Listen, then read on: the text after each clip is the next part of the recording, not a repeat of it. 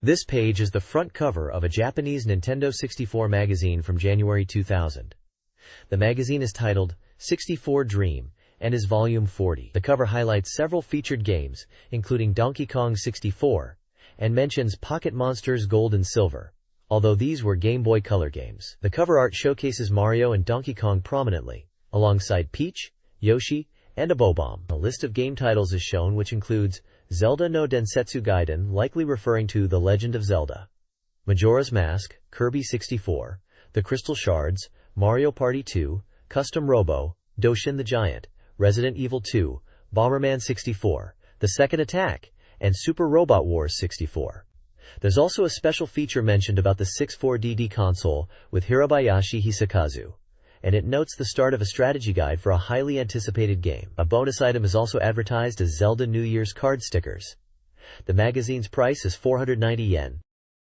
The next page is for the Game Boy Color game Grand Duel, which is subtitled Passionate Adventure Dungeon Card Battle, Deep Dungeon Treasure. The page features artwork of the game's characters, including a young hero holding a card aloft and a pink, cute creature set against a backdrop of a dark dungeon with a large shadowy monster or dragon in the background. This page is an advertisement for the Japanese Nintendo 64 game Grand Duel. The ad highlights card battles and dungeon exploration as key gameplay elements, emphasizing that strategy and tactics evolve the card battles. It mentions that there are approximately 8,000 different types of cards to collect. Screenshots show in-game battles with character names like Katsugazan and Aikarari, along with dungeon exploration scenes. The ad also details an original goods present campaign, offering prizes like a Grand Duel card battle basic set, a bottom-up observation tour, and a Grand Duel travel set. The game is advertised for release on December 10, 1999, with a price of 4,500 yen, excluding tax.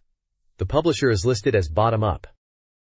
This page is an advertisement for RandNet, a membership service for Nintendo 64. It promotes two membership courses, Course A for 3,300 yen per month, and Course B for 2,500 yen per month. Course B is a special offer for the first 100,000 subscribers.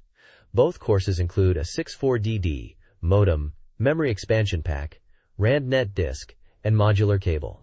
The advertisement highlights that the RandNet N64 console is a limited edition clear black color. It also states that the N64 console itself is included in the 3,300 yen course, while it is not included in the 2,500 yen course, emphasizing that even with an N64, you can join for 3,300 yen. The tagline encourages players to differentiate themselves from their friends by joining RandNet. RandNet is described as a membership system. This page is an advertisement announcing the start of member recruitment for the Nintendo 64 LANnet service on November 11th. Becoming a LANnet member for 2,500 yen per month gets you a 64DD, 6 games, and unlimited access to online services. The image showcases the Nintendo 64 console, the 64DD add-on, a controller, and a mouse, all part of the LANnet experience. This page showcases the RandNet network service for the N64, highlighting 6 compatible games. It promotes new ways to play using networks and advertises 6 titles packed in. The page features Bigger and Bigger, Dosen Dawn, a game where you nurture a giant character on a southern island, making it grow larger through the emotions of the islanders. It then presents 2 games described as masterpieces that evolved with 64DD. SimCity 64, a city-building simulation now in 3D, with enhanced camera controls and new structures, and F-Zero X Expansion Kit, which lets players enjoy intense races from F-Zero X, and create original courses and customize machines with new parts and challenging tracks. Finally, the page highlights the Mario Artist series, presenting 3 titles. Mario Artist, Paint Studio, described as an easy-to-use drawing program where anyone can create artworks using a mouse, with various brushes, colors, and Mario and Zelda-themed materials. Mario Artist, Talent Studio, allowing you to create unique characters by combining facial features, expressions, clothing, and accessories, and even animate them into original movies. And Mario Artist, Polygon Studio, a 3D modeling tool where you can create polygon models and freely animate them, with a beginner-friendly mode to help users create impressive works. This page is an advertisement for RandNet, an online network service for the 64DD and Nintendo 64. It promotes the service, highlighting features such as community forums to discuss games and enter contests, a print service for creating stickers with Mario Artist, internet access, email, downloadable game data like new maps and items, a digital magazine for game information, and the GET Mall for purchasing 64DD software and goods. The ad mentions that subscription applications are being accepted from November 11th, and pamphlets are available at various stores like Ito Yokado, Husko, Daiei, Toys R Us, and Lawson via Loppy terminals. It provides contact details and a website address for more information. This page is an advertisement for the Japanese release of Bomberman 64, The Second Attack, promoting a buy and get campaign. The advert features a Santa Claus figure and details a lottery where purchasing the game enters you into a draw to win prizes. The prizes include a Dell desktop computer, a Sharp mobile device, and an original ear-worn timer, with a total of 2,000 winners. The advert mentions the game release date as December 3rd and a price of 6,800 yen. This page is the contents page for Volume 40 of the magazine, dated January 2000. It highlights the main features of the issue, which includes a feature on 64DD and also mentions the start of in-depth strategy guides. The contents list teases articles on Donkey Kong 64 and Pokemon Gold and Silver. Other featured games include Kirby 64, The Crystal Shards, The Legend of Zelda Gaiden, likely Majora's Mask, Custom Robo, and Mario Party 2. There is a game index, which lists a wide range of N64 and Game Boy Color titles covered in the magazine, including F1 World Grand Prix for Game Boy Color 2, Card Hero, Giant Graham 1, Goemon Mononoke Sugoroku, Jack's Big Adventure, Shin Megami Tensei, Devil Children, Super Mario Bros. DX, and Virtual Pro Wrestling 2, amongst many others. Regular magazine columns are also listed, such as reader questions, monthly news, software release calendars, rankings, and various opinion and diary pieces. Screenshots for Donkey Kong 64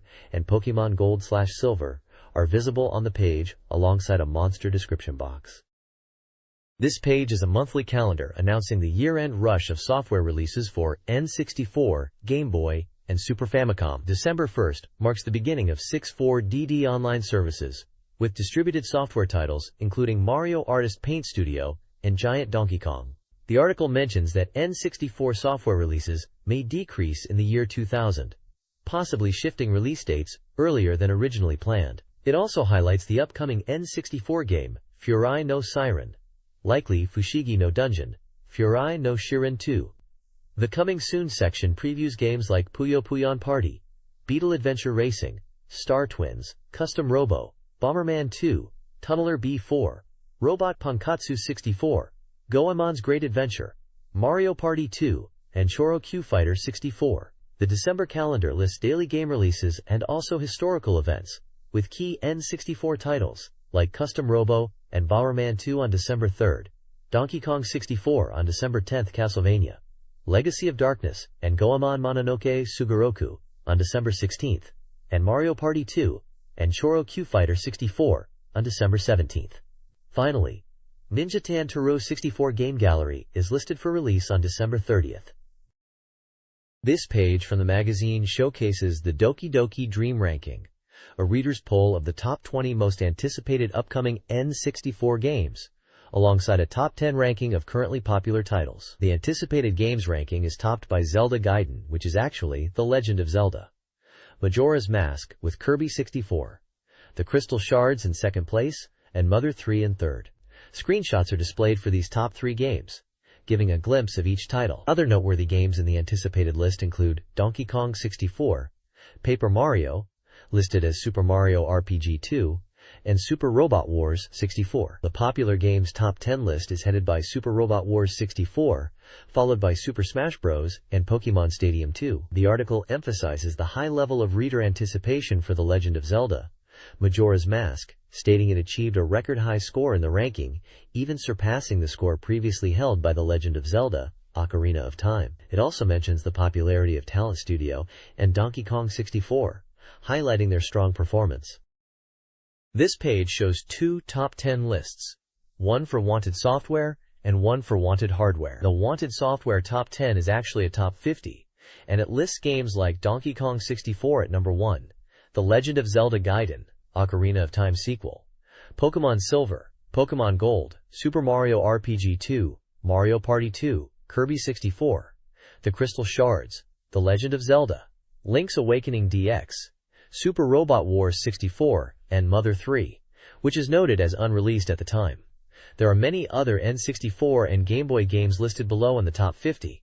The Wanted Hardware Top 10 lists the 64DD at number 1, Game Boy Color, PlayStation 2, various PCs, Dreamcast, PlayStation, WonderSwan, Nintendo 64, Game Boy Light, and other. There are also sections on monthly allowance amounts and how kids spend their allowance money. The top spending habits include books and magazines, game software, music CDs, saving money, food and snacks, stationery and school supplies, toys, game centers, movies and concerts, and clothing.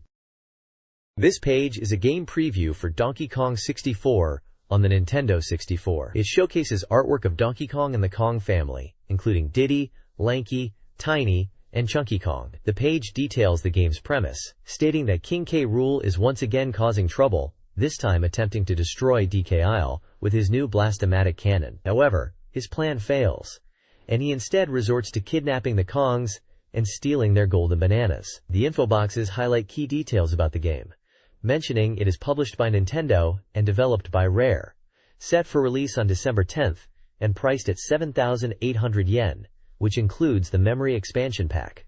The genre is action, supporting 1 to 4 players, and requiring the memory expansion pack, with Rumble Pack compatibility. The large text at the bottom emphasizes that this is a pre-release introduction and strategy special feature. The next page is about Donkey Kong 64, where King K. Rool has kidnapped 4 Kongs and stolen the golden bananas. Donkey Kong needs to rescue his friends and retrieve the bananas. The game revolves around helping Cruncher, who was once King K. Rool's brother, but has now become kind-hearted and is aiding Donkey Kong. To progress, you need to help Cruncher and then defeat King K. Rool. The gameplay flow involves starting at Donkey Kong's house, moving to DK Isle, which has 8 stage entrances. To enter a DK door, you need a certain number of golden bananas. The main stages are the core of the game, with various actions and gimmicks where you collect bananas. Boss stages appear after collecting a certain number of bananas, and defeating the boss gives you a cage key for Cruncher and a boss key. The page also details the Kong colors and banana types. Each Kong has a specific banana color they collect.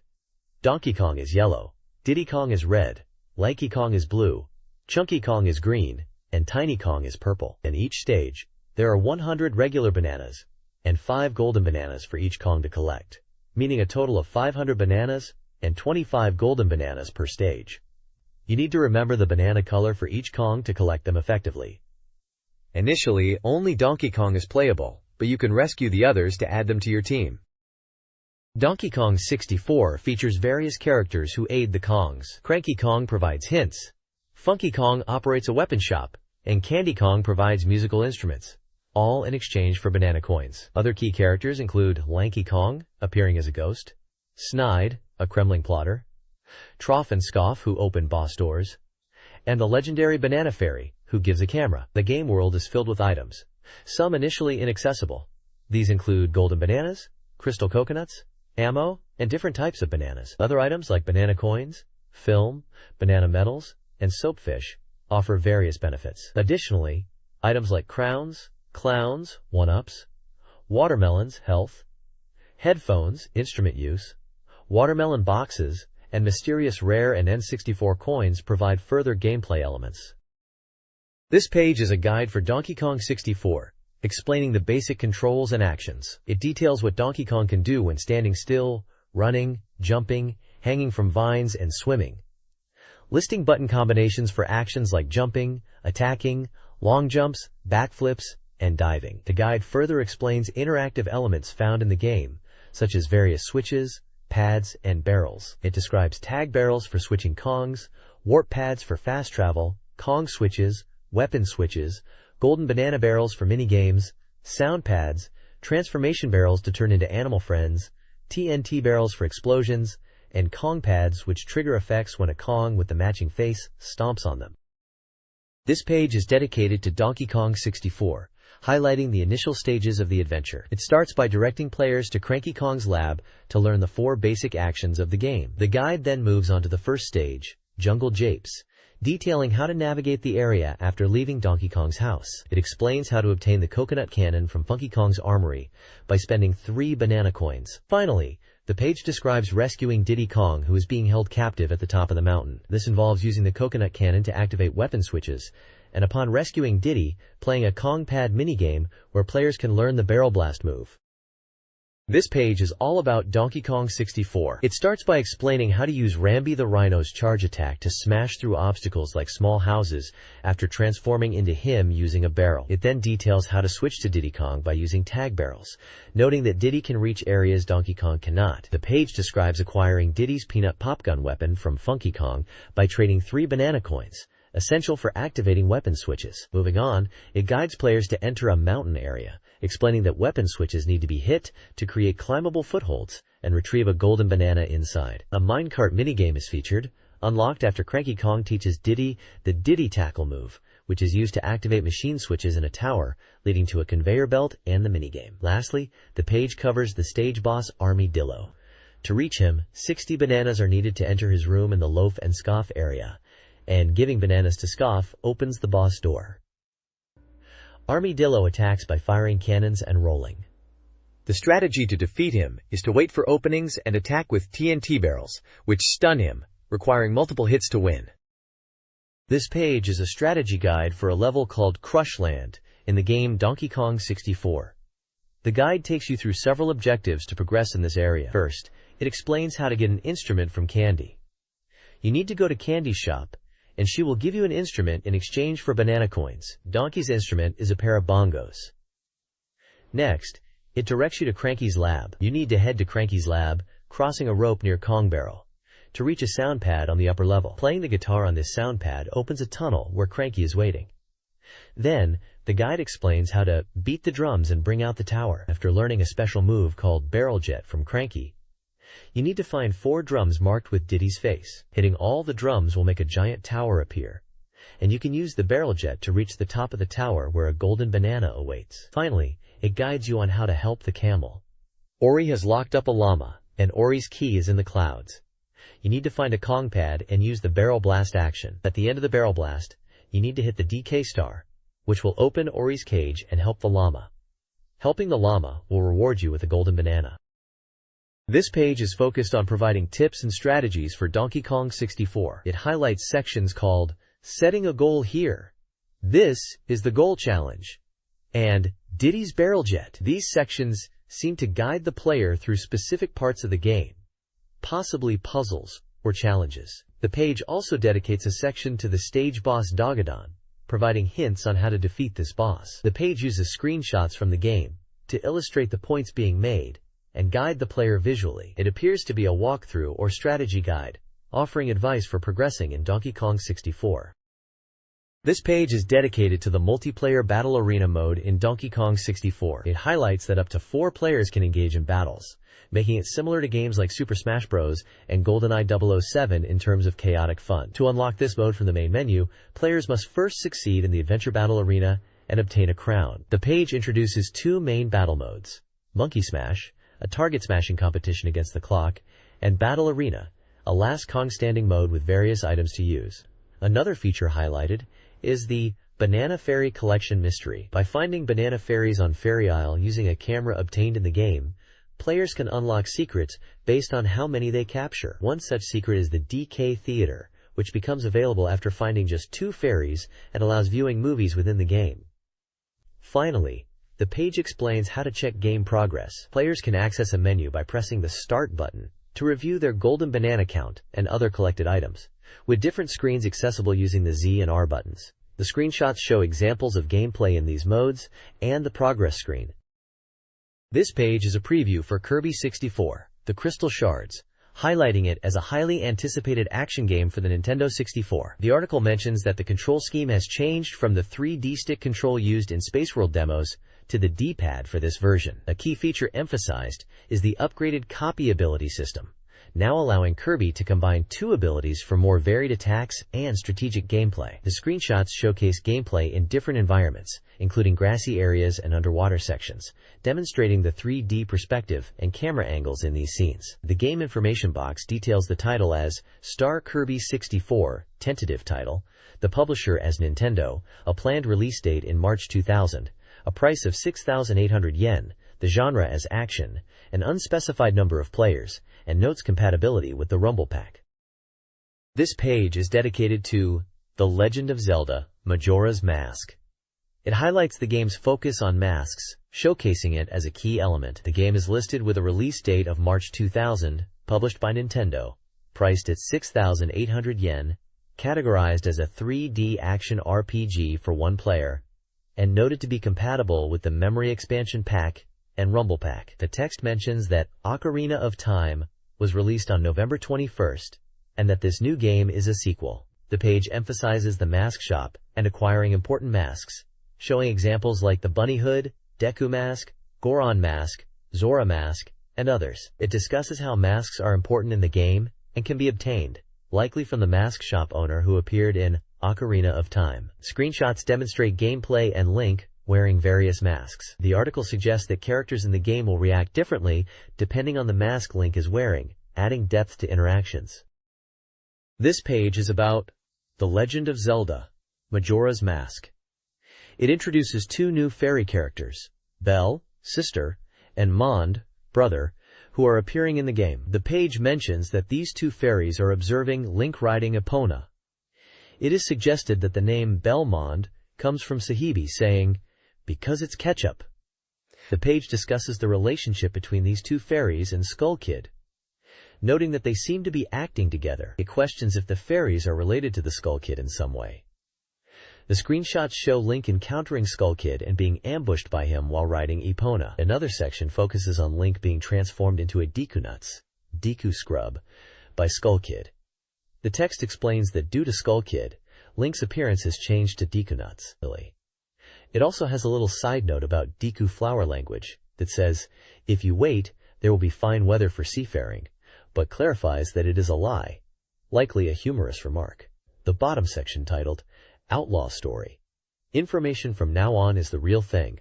Wait for follow-up reports. Indicates that more information about the game is coming soon, and to wait for further updates. It also mentions that the clock tower design is reminiscent of Skull Kid's appearance, and that time is ticking away until March 2000, urging the Zelda Gaiden development team to hurry. This page is a preview for the N64 game Custom Robo. It introduces the game's concept of customizing robots and battling. The text highlights the importance of strategy and customization in battles. Screenshots show in-game battle scenes, and the page features several characters players will encounter.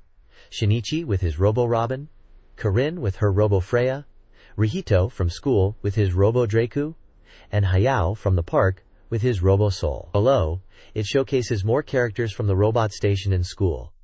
A boy with Robo-Shayumito, another boy with Robo-Puropan, another boy with Robo-Ginryu, and a girl with Robo-Pico. Each character profile includes a screenshot of their robot in battle and a short gameplay tip. For example, Shinichi advises practicing circling the opponent, while Karin suggests attacking with bombs. Rihito warns about Gatling gun focus fire, and Hayao emphasizes defense and using the same type as the protagonist. The boys have tips like attacking on the ground or being mindful of bomb ranges, while the girl suggests distancing oneself from three-way guns. This page is focused on Custom Robo, showcasing the city tournament.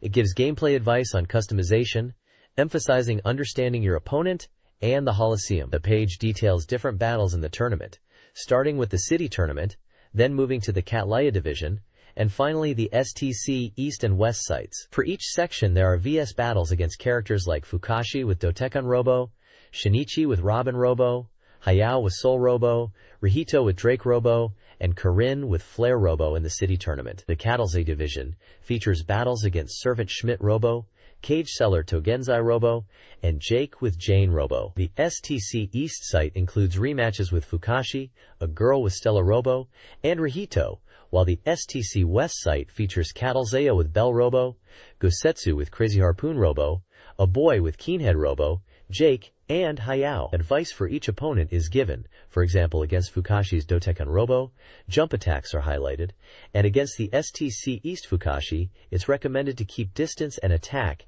as they use a vertical gun. The page also shows a customization screen, suggesting players customize their robots and select parts with a wide attack range, with options like Gatling or three-way shots being mentioned. This page is a preview for Mario Party 2. The article highlights the concept of Costume Land and the naming story behind the game. It mentions how the name evolved from Mario Land to Mario Party Land, and finally, Mario Party 2, due to input from various characters, including Peach. The page showcases in-game screenshots featuring Mario in a cowboy outfit, Luigi in a futuristic suit, Peach in a princess gown, and Wario in a pirate style. The game info box details the title as Mario Party 2, the publisher as Nintendo, the release date as December 17th, the price as 5,800 yen, the genre as party game, player count as 14, and notes vibration pack compatibility. A speech bubble reads, "Welcome to Mario Land."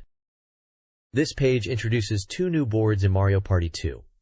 The first board is Spaceland, where you can feel like a space traveler and might even meet aliens. It's described as a stage set in space, with Mario and the others in space-themed costumes.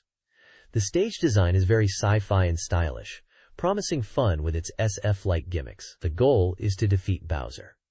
The second board is Horrorland, full of ghosts, and you might be scared, but it encourages courage to play. It mentions that it's not just scary, but there are also mischievous ghosts and tricky magic users. The goal is still to defeat Bowser, but the map's tricks might make it difficult to proceed, suggesting cooperation with friends. The page shows in-game screenshots highlighting the board layouts and gameplay elements.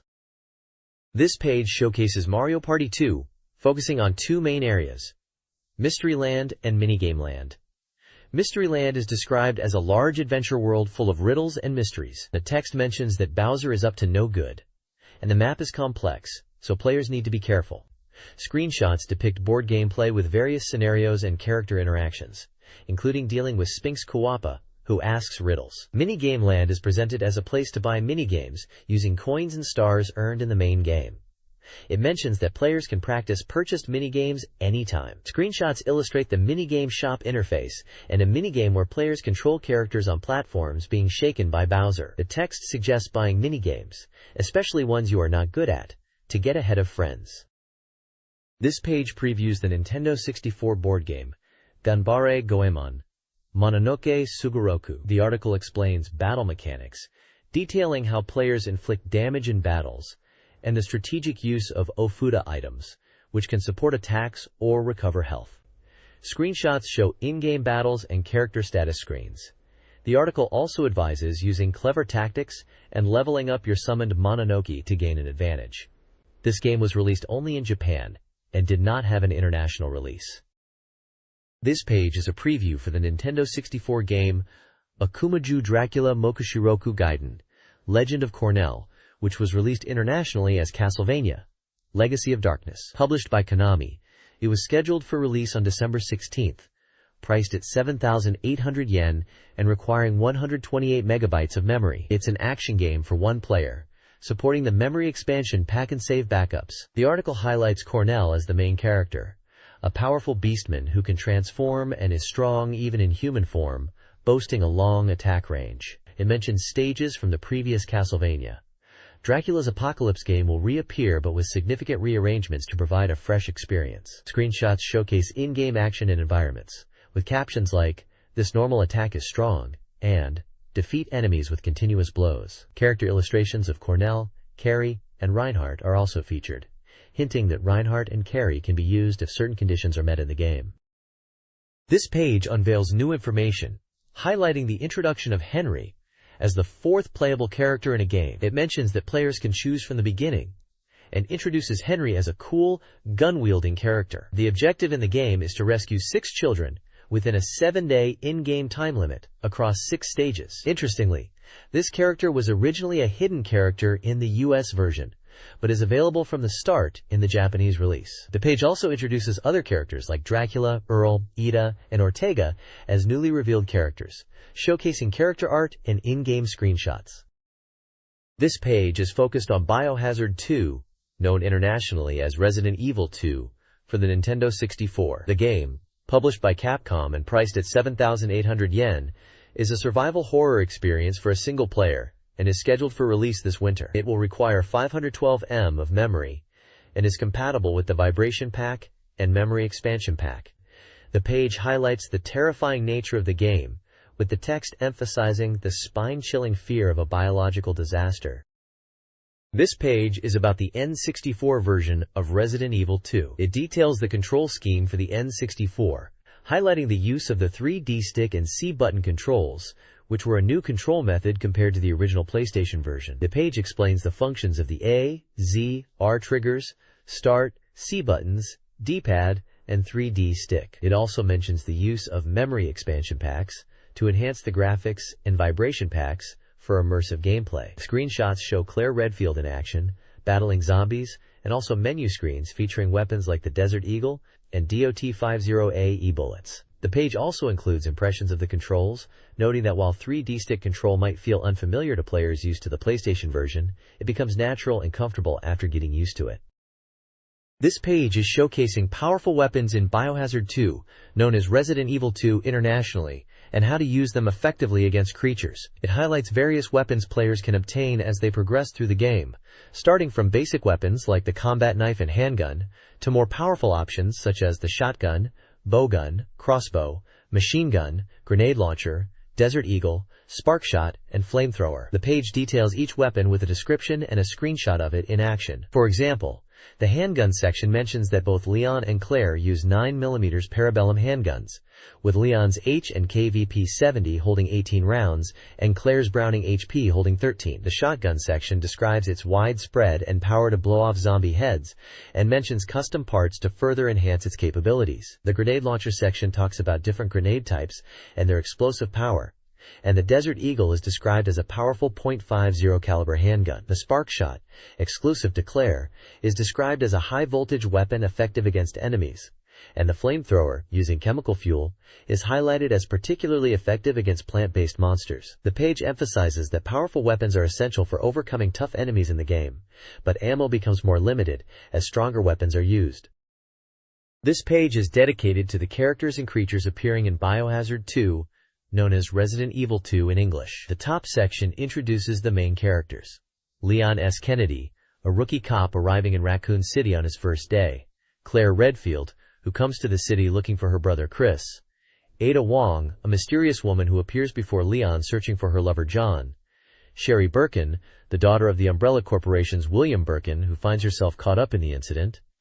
Ben Bertolucci, a newspaper reporter investigating the events, and Chief Brian Irons, the RPD chief. Below, the page highlights the creatures that obstruct the protagonists. These include zombies, described as slow-moving but dangerous in groups. Lickers, mutated creatures that hunt using sound. Crows, carrion-eating birds transformed into violent beasts. Cerberus, zombie dogs with enhanced muscular strength and agility. Ivy, walking plant creatures that capture prey with vines and dissolve them with digestive fluids. Moth giants, giant moths mutated by the virus releasing toxic powder, and large roaches, giant cockroaches mutated by the virus that attack humans and sometimes gnaw at the throat.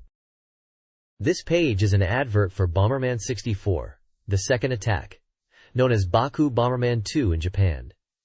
It highlights Bomberman and Pommy in a chaotic scene. The advert mentions that this is the second powerful installment in the Baku Bonbon series, featuring the cute Pommy and a grand adventure. The game introduces 3 stages to be played and mastered.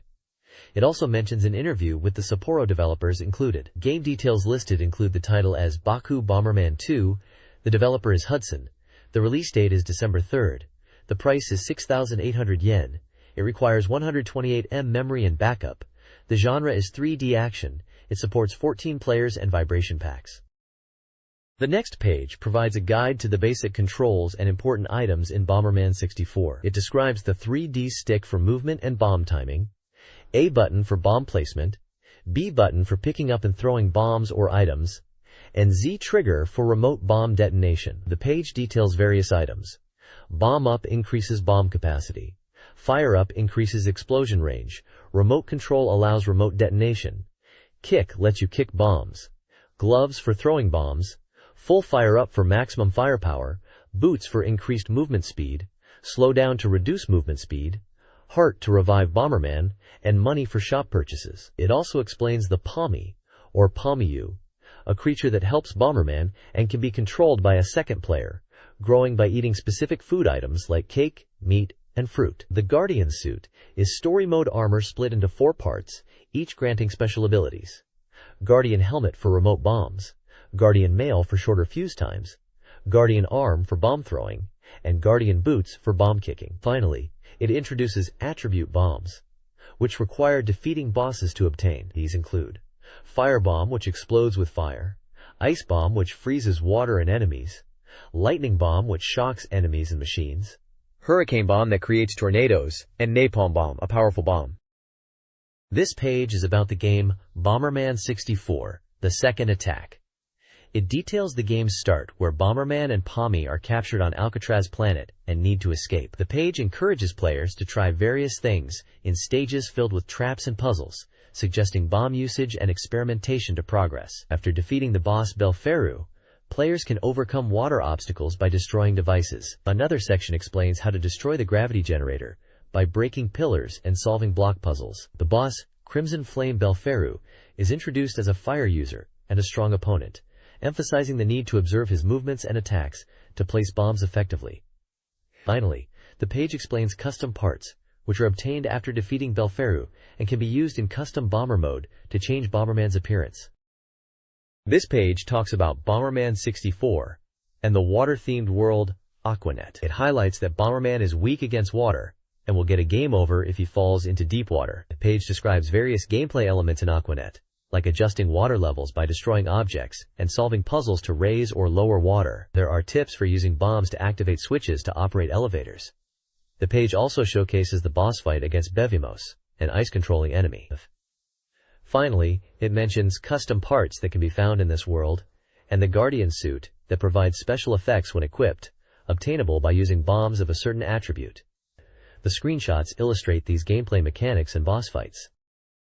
The next page showcases the game Wind Dream Horizon, a title that remained exclusive to Japan. This guide page provides gameplay tips and strategies for navigating through different sections of the game. It starts by explaining the initial objective of collecting blue jewels, which involves puzzle solving by moving stone pillars onto switches to open doors. Moving on, the guide details the quest for green jewels, emphasizing the need to find 2 of them and place them on a pedestal to activate an elevator, leading to a boss encounter. The page then introduces the boss, Typhoon King Astaroth, describing his attack patterns involving tornadoes and ice bombs, and suggesting the use of bombs and bomb kicks as effective combat strategies. Following the boss fight, the guide explains the acquisition of the red jewel, obtained by placing the collected blue, green, and red jewels on an altar. Finally, the guide touches upon the gravity generation device destruction section, highlighting areas with slopes that are difficult to climb normally. It advises players to use hurricane bombs to overcome these slopes and proceed with the objective of destroying the gravity generation device. Overall,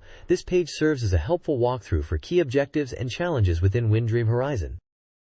This page features a developer interview in Sapporo focusing on 2 games, Bomberman 2, known internationally as Bomberman 64, The Second Attack, and Robot Pankotsu 64, which was not released outside of Japan. The first section interviews the Bomberman 2 development team. They discuss how they are creating a story mode where players can choose their path, leading to different events and storyline changes. They highlight the importance of battle mode variations to keep gameplay fresh and enjoyable at any level. The team mentions focusing on explosive gameplay, utilizing 3D space effectively with bombs, and incorporating remote control bombs, ensuring the game is both fun and challenging, especially with explosion timing. They also mention the large volume of event scenes and their hope that users will enjoy both story and battle modes. They emphasize incorporating user feedback from previous games. The second section interviews Ito Gusan about Robot Pankotsu 64. He explains that the initial plan was a simple battle game linked with the Game Boy version, but as development progressed, they added features like robot raising and rock-on, and a story mode, ultimately turning it into an RPG. He highlights that players can enjoy it on N64 alone, or link with the Game Boy for further enjoyment, raising robots on the GB when outside and playing on N64 at home. This page is a strategy guide flowchart for Super Robot Wars 64. It highlights that the game has been out for a month and is aimed at helping players progress, from beginners to experienced players who have already completed all routes. The page features a detailed flowchart showing various mission names and branching paths within the game, guiding players through different scenarios and choices to make. The top right section of the page provides game information, including the title, Super Robot Wars 64, the publisher Banpresto, the price of 7,800 yen, the genre as simulation RPG, and that it supports one player and is compatible with the 64 GB pack and controller pack. This page is focused on providing strategy tips for different scenarios in a strategy game, very likely Super Robot Wars 64, a tactics RPG game for the N64 that was only released in Japan. It details victory and defeat conditions and key gameplay points for 12 different scenarios. These scenarios include Shocking Victoria, Bloodstained Road, Reunion My Master, Operation Daybreak, Liangshanbo Battle, False Peace, Shapiro, Reincarnation, Ideals Exhausted, In the Name of Shuffle, Farewell Warrior, The Voice of Space, and Fierce Battle, Levy and Rose. Each scenario summary outlines specific events, like enemy reinforcements appearing at certain turns or under certain conditions, the appearance of key characters such as E.G., Zex, Liera, Kisira, Domon, Spiegel, and strategic advice related to unit HP and special abilities. The page provides essential pointers to navigate these challenging battles in the game. This strategy guide details missions for a tactical RPG, possibly a Super Robot Wars game. Each mission outlines victory and defeat conditions, primarily involving enemy annihilation, specific unit destruction, or reaching turn limits. Missions like End of Ambition, OZ Split, Clear Mirror Stillwater, and others feature varying challenges. Key elements include enemy reinforcements, character recruitment based on player choices and events, and the appearance of iconic mechs and characters. Battles often involve specific events, such as boss fights, character interactions, and the arrival of powerful enemy forces. The guide provides strategic insight into navigating these diverse scenarios. This strategy guide from Mobile Suit Gundam, Giran's Ambition on the N64, details various scenarios with victory and defeat conditions, along with tactical advice. Victory generally involves enemy annihilation, while defeat often results from battleship destruction. Specific scenarios feature unique mechanics, distant peace, and the meaning of battle. Use unit counts to trigger reinforcements. Unfading Meteor involves character interactions, while Sunk Kingdom Collapse has turn limits and character-based unit behavior. Dark Clouds Covering the Earth Sphere features a rival system, and Fierce Battle tasks players with generator destruction. Threat of the Galactic Empire uses character HP thresholds for reinforcements, and In a World of Endless Conflict tasks players with withstanding waves of reinforcements. White Fang utilizes enemy retreats. The Man Who Returned from Jupiter features retreats and reinforcements tied to unit destruction. Fierce Space Battle uses reinforcements based on unit counts. Finally, Brother and Younger Brother uses character interactions to unlock unit reinforcements. This document outlines strategy tips for various stages in the Japanese exclusive tactical RPG, Super Robot Wars 64. Each scenario features victory conditions, typically enemy annihilation, and defeat conditions, often battleship destruction or specific unit failure. The scenarios, like New Path and For Earth Sphere Unification, involve character recruitment, special move usage, and enemy reinforcement patterns. Some scenarios, such as Victory of Humanity and then Part 2 and Torres Destruction, have unique mechanics like stealth attacks or branching routes based on choices. Moon Attack and Race Extermination Order feature critical decisions influencing character recruitment later.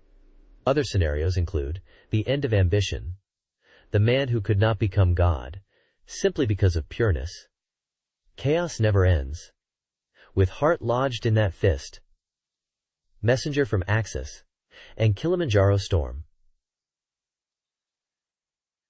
The final few scenarios all heavily feature reinforcements that appear depending on the number of enemies on the map. Some scenarios also involve hyper modes, purification events, rival appearances, and the usage of powerful units.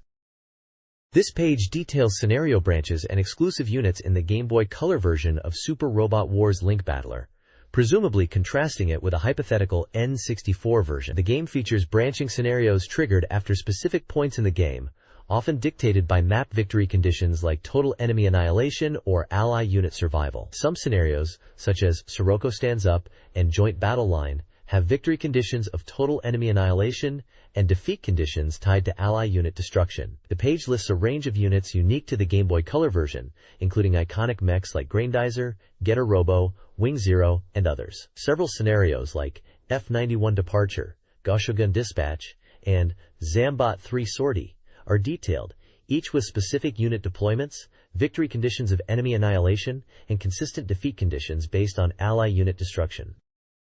This page introduces Super Black Bass 64 for the N64, highlighting it as an authentic bass fishing simulation game and a new title in the popular series previously on Famicom and Game Boy. It emphasizes the realistic nature of the game, aiming for a more genuine fishing experience. The preview mentions that the game features 4 major tournaments set in varied locations such as dams, open water, weed beds, and rocky areas. It advises players to understand the fish's behavior patterns, noting they are usually in shallow water in the morning and deeper areas during the day. Key gameplay aspects detailed are finding fishing points, where each lake has around 6 to 8 points and multiple lure casting spots within each point. 2 types of casting are available: overhead cast and side cast. The game also emphasizes checking the lure's movement on the underwater screen and mastering lure actions to entice fish. Players can challenge themselves to catch 5 types of fish, including largemouth bass, smallmouth bass,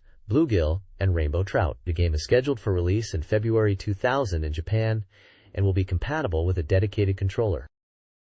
This page is focused on the upcoming Nintendo 64 game Robot Pankatsu 64 Seven Seas Caramel. This RPG adventure has players exploring the 7 seas in a ship, collecting and raising robot characters called Robopon. The game involves battling and interacting with these Robopon to create powerful teams. The game map is showcased, depicting various islands and locations to explore across the seas. It is highlighted as a grand adventure across the 7 seas, with different environments. The page mentions the Game Boy Color version, Robot Pankatsu Moon version, being released alongside the N64 version, suggesting they can link up and share data. The release date for both games is December 24th, positioned as a Christmas present. The page also notes that the initial release of Robot Pankatsu 64 will include a special Robopon illustration card. Screenshots show battle scenes and interface elements of both the N64 and Game Boy Color versions.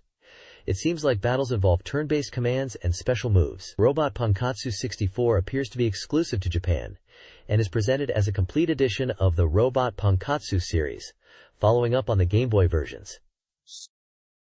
This page introduces Ninpu Sentai Ninjaman Game Gallery for the Nintendo 64, an action puzzle game for 12 players priced at 6,480 yen, released on December 30th, 1999. It's highlighted as a puzzle game based on the anime series, featuring simple yet deep gameplay. 4 game modes are detailed: Drop and Pawn, where players arrange falling panels to complete pictures under a time limit; Techipaki Cube, which involves strategically pushing and pulling picture cubes to assemble images within a time limit; Challenge, Techipaki Cube, a 2-player versus mode of Techipaki Cube, where players can send obstacles to their opponent; and Wai Wagoso, where players race to arrange scattered picture pieces at the bottom of the screen to match a sample image, focusing on speed and completion time. The page emphasizes the puzzle and action elements of the game across these modes, featuring characters like Ninjaman, Tomomi, and Kirimaru, and suggests it's a fun game for families. This title was released only in Japan. This page details Choro Q64-2, Hacha Mecha Grand Prix Race, Penny Racers, a 1-to-4 player battle racing game for the Nintendo 64, released in Japan in December 1999. The game features vibration support. The page highlights new information about strategic parts usage and the Grand Prix mode, crucial for gameplay. It emphasizes attack strategies and suggests discovering details within the game. Winning races unlocks parts, usable in an exchange mode where top-ranked cars can swap parts with lower-ranked ones. The heated Grand Prix mode features random course conditions and increased enemy speed, advising players to gather parts in single races beforehand. Finally, the game allows rear attacks, indicated by exclamation marks on the course map, prompting jump or drift maneuvers. Enemy and friendly positions are marked with red and pink dots, respectively. This page introduces Puyo Puyon Party, a puzzle game for the N64, developed by Compile and published by Sega Enterprises in 1999 in Japan only. The game is described as a falling block puzzle game, a pinnacle of the genre from Japan, now returning to the N64. The highlight of this version is a new mode called Bomb Puyo Puyo, where you clear Puyo that have turned into bombs by eliminating adjacent Puyo. The page shows screenshots of gameplay and explains the basic rules of Puyo Puyo, such as matching 4 or more of the same color Puyo to clear them and create chains. It also mentions a gallery mode that can be accessed by linking the N64 game with the Game Boy game Pocket Puyo Puyo SUN, using a 64 GB pack, unlocking exclusive images only available on the N64. The game is described as having RPG elements reminiscent of the Madu Monogatari series, and emphasizes the depth of the puzzle gameplay with chain combos. This page is showcasing Special Seal Stickers, Volume 40, from 64Dream magazine, designed to be used as New Year's greetings cards. Featured prominently are 2 large round stickers of Volvagia from The Legend of Zelda, Ocarina of Time, with a Happy New Year 2000 message in Japanese. There are also smaller square stickers with Link and other Nintendo characters wishing Happy New Year in Japanese, alongside Christmas-themed stickers. Below these are stickers in a Donkey Kong anime style, featuring various characters from the Donkey Kong series. At the bottom, game titles are listed which likely correspond to the stickers available in the magazine. These include Donkey Kong 64, Custom Robo, which was Japan exclusive, Mario Party 2, Goemon, Mononoke Sugoroku, which is another Japanly title in the Mystical Ninja series, and Akumaju Dracula Mokushiroku Gaiden, Legend of Cornell, known internationally as Castlevania, Legacy of Darkness. Also listed are Baku Bomberman 2 and Puyo Puyon Party. On the right-hand side, further game titles are listed, including Beetle Adventure Racing, Chanbara Fighter, and Star Twins, games that might be unreleased or obscure titles. Top Gear Rally 2, Top Gear Hyperbike, and Shoro Q64 2, internationally known as Penny Racers 2, round out the game list. Lastly, there are small Pikachu stickers referencing the Pocket Pikachu color handheld toy.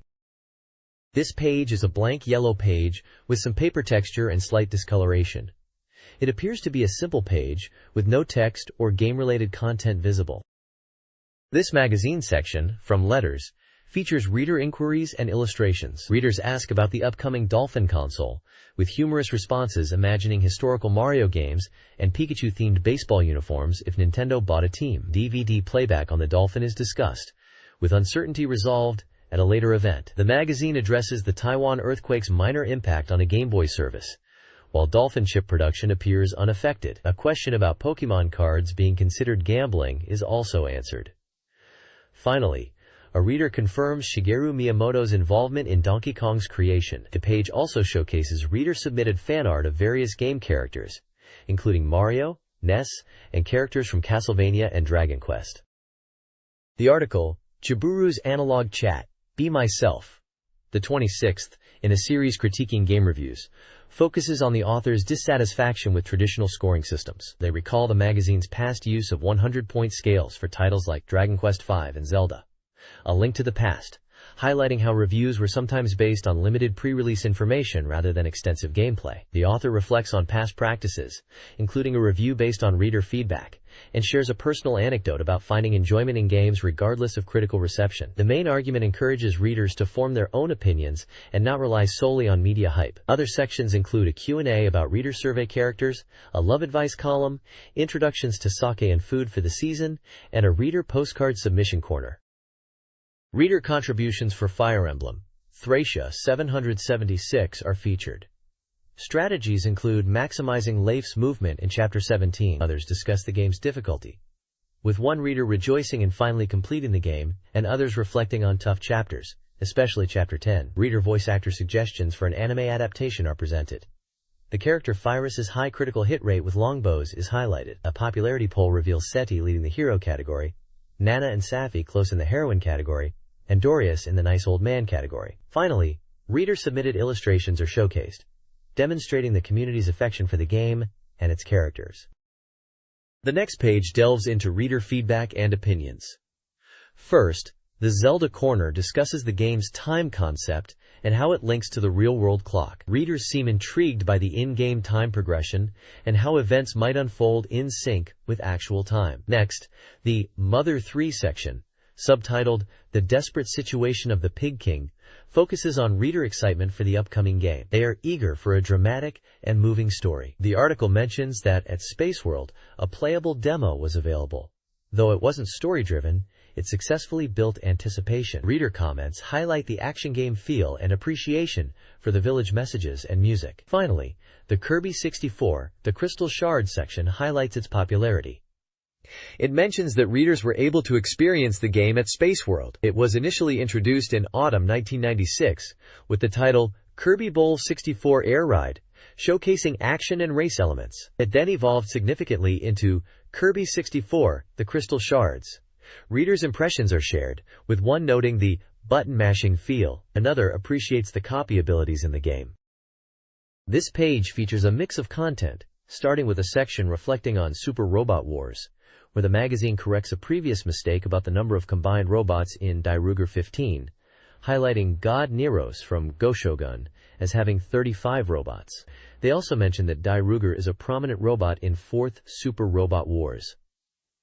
The article humorously discusses naming conventions for robots and vehicles, referencing Ironborg and Excellion, and shows a model kit for Toulon Fam from the anime Round Vernian Vifam. Next, the page shifts to the newly released Pokemon Gold and Silver games in Japan, indicating that everyone is playing them. Due to game regulations at the time, details are limited, but they are encouraging players to send in their experiences, impressions, and illustrations, especially regarding finding new Pokemon and items. Finally, there's a section focusing on versus games, specifically mentioning Winback, Covert Operations. It describes gameplay focused on using cover, crouching movement, aiming, and the tension of facing opponents, implying a tactical action experience. The page also includes a call for readers to send in postcards with illustrations and impressions to the magazine.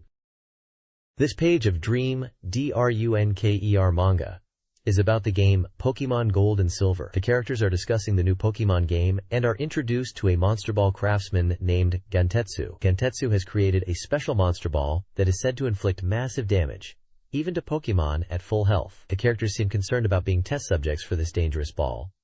In the end, they are given a different ball and wonder if it can catch Pokemon like a Master Ball. The final panel shows someone throwing the ball.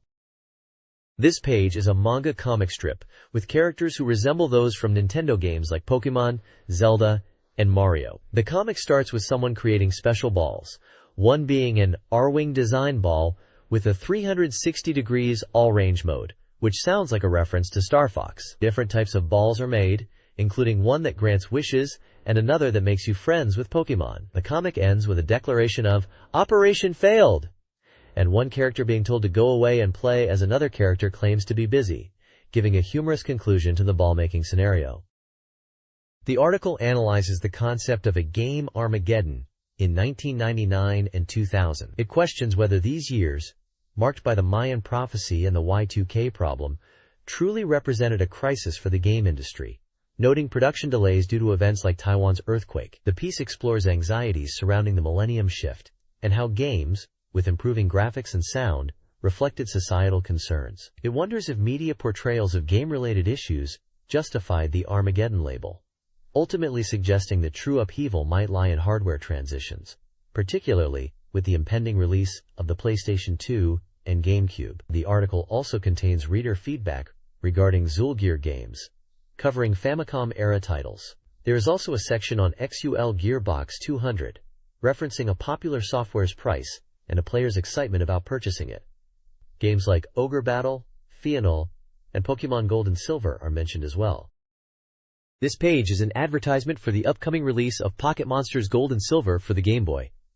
It highlights the start of a new adventure in the Pokemon world. The text asks who you will share your excitement with for this long-awaited game. The advertisement box details the game information such as the title Pocket Monsters Gold and Silver, published by Nintendo, with a release date of November 21st. Priced at 3,800 yen and categorized as an RPG for one player. It also notes features like communication cable compatibility and a built-in clock function. The image features Pikachu, Jigglypuff, Cleffa, and many other Pokemon characters to showcase the new generation of monsters and adventure.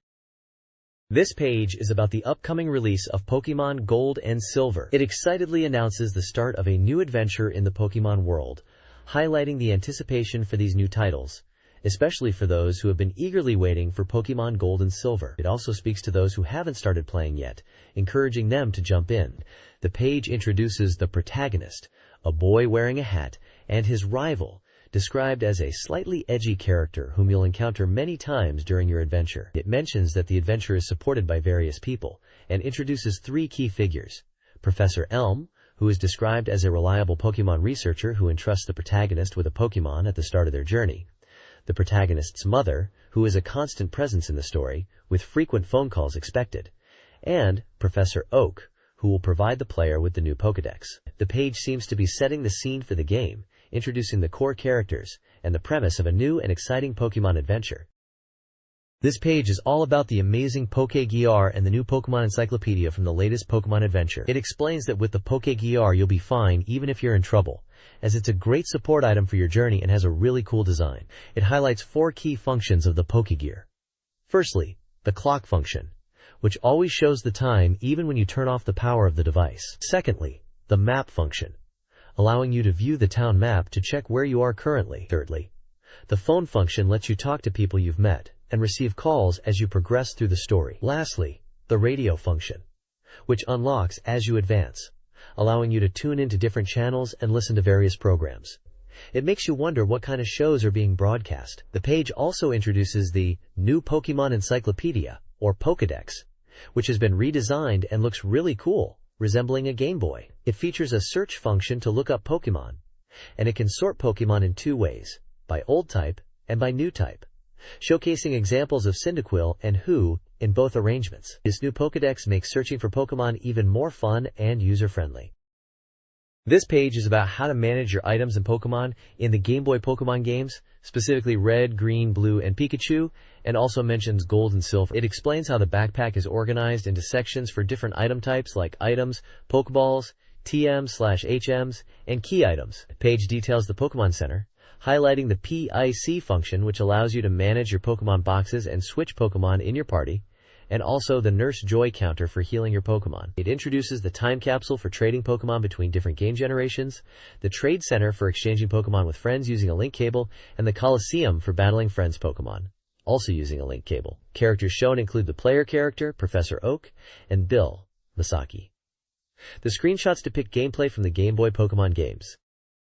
This page is all about the exciting new features coming to the world of Pokémon in Gold and Silver. They're showcasing some of the brand new Pokémon you'll encounter, describing them as cute and strong, with even some unexpected ones thrown in for good measure. One cool addition they highlight is the ability to have Pokémon hold items, which can boost their stats in battle. They give examples of items like Bitterberry, Defender, Escape Rope, Hard Stone, and Plus Power, and explain how the Hard Stone, for instance, makes Rock-type moves stronger. Another big reveal is Pokémon Eggs.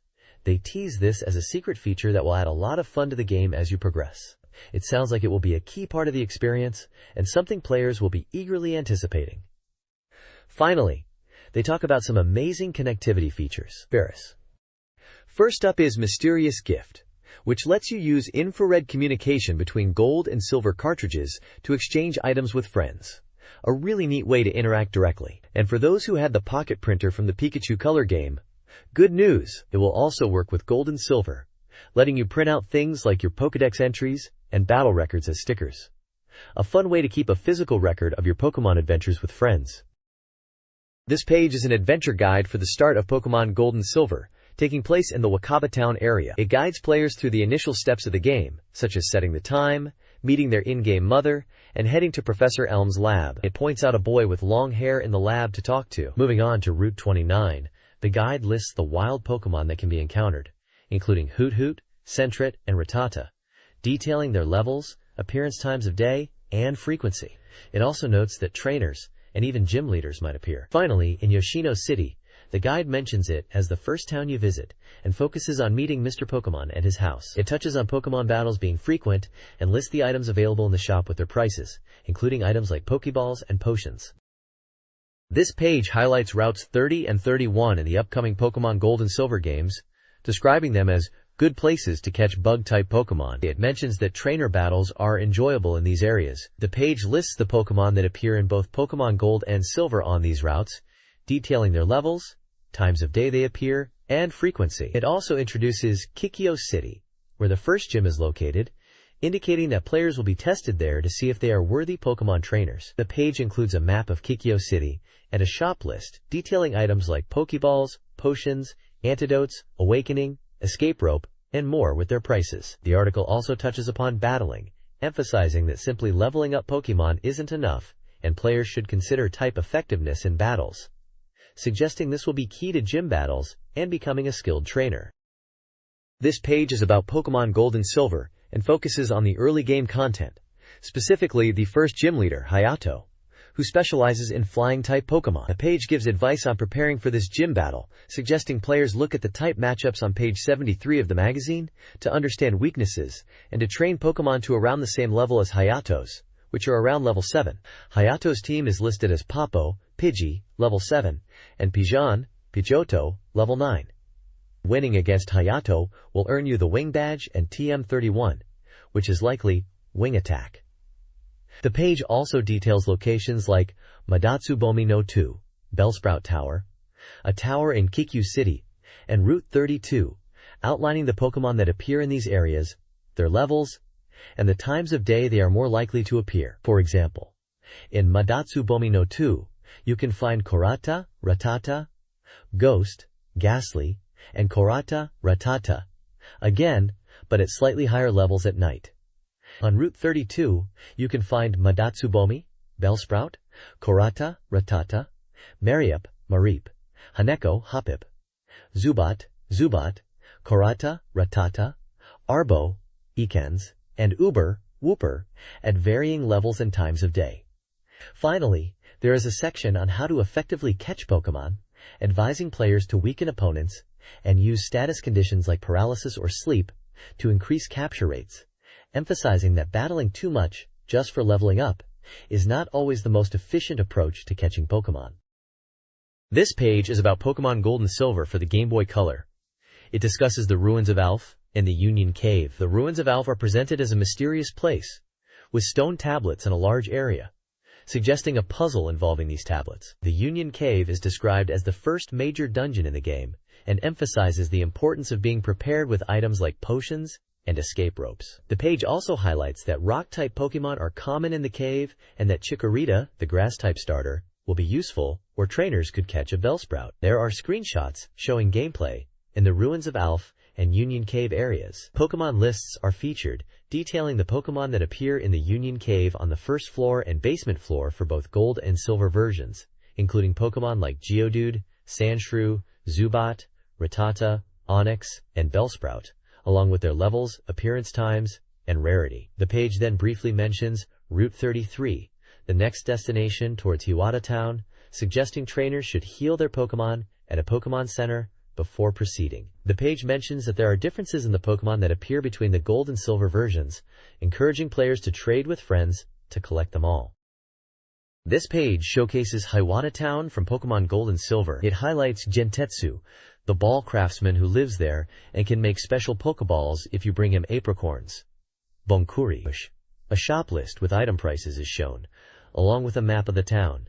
The page then moves on to Gym Leader Tsukushi, Bugsy in English, the leader of the Bug-type Pokemon gym. It details his trainers you will battle before him and his own Pokemon team, Metapod, Kakuna, and Scyther. The guide mentions that flying-type Pokemon are effective against him and that you'll receive the Insect Badge and TM49 as a reward for victory. Finally, it talks about the Yadon's Well incident, where Team Rocket are causing trouble by cutting off Slowpoke tails. Pokemon encounter lists for Zubat and Slowpoke in the well are provided for both Gold and Silver versions. The page ends by teasing further adventures ahead after resolving the Yadon's Well situation.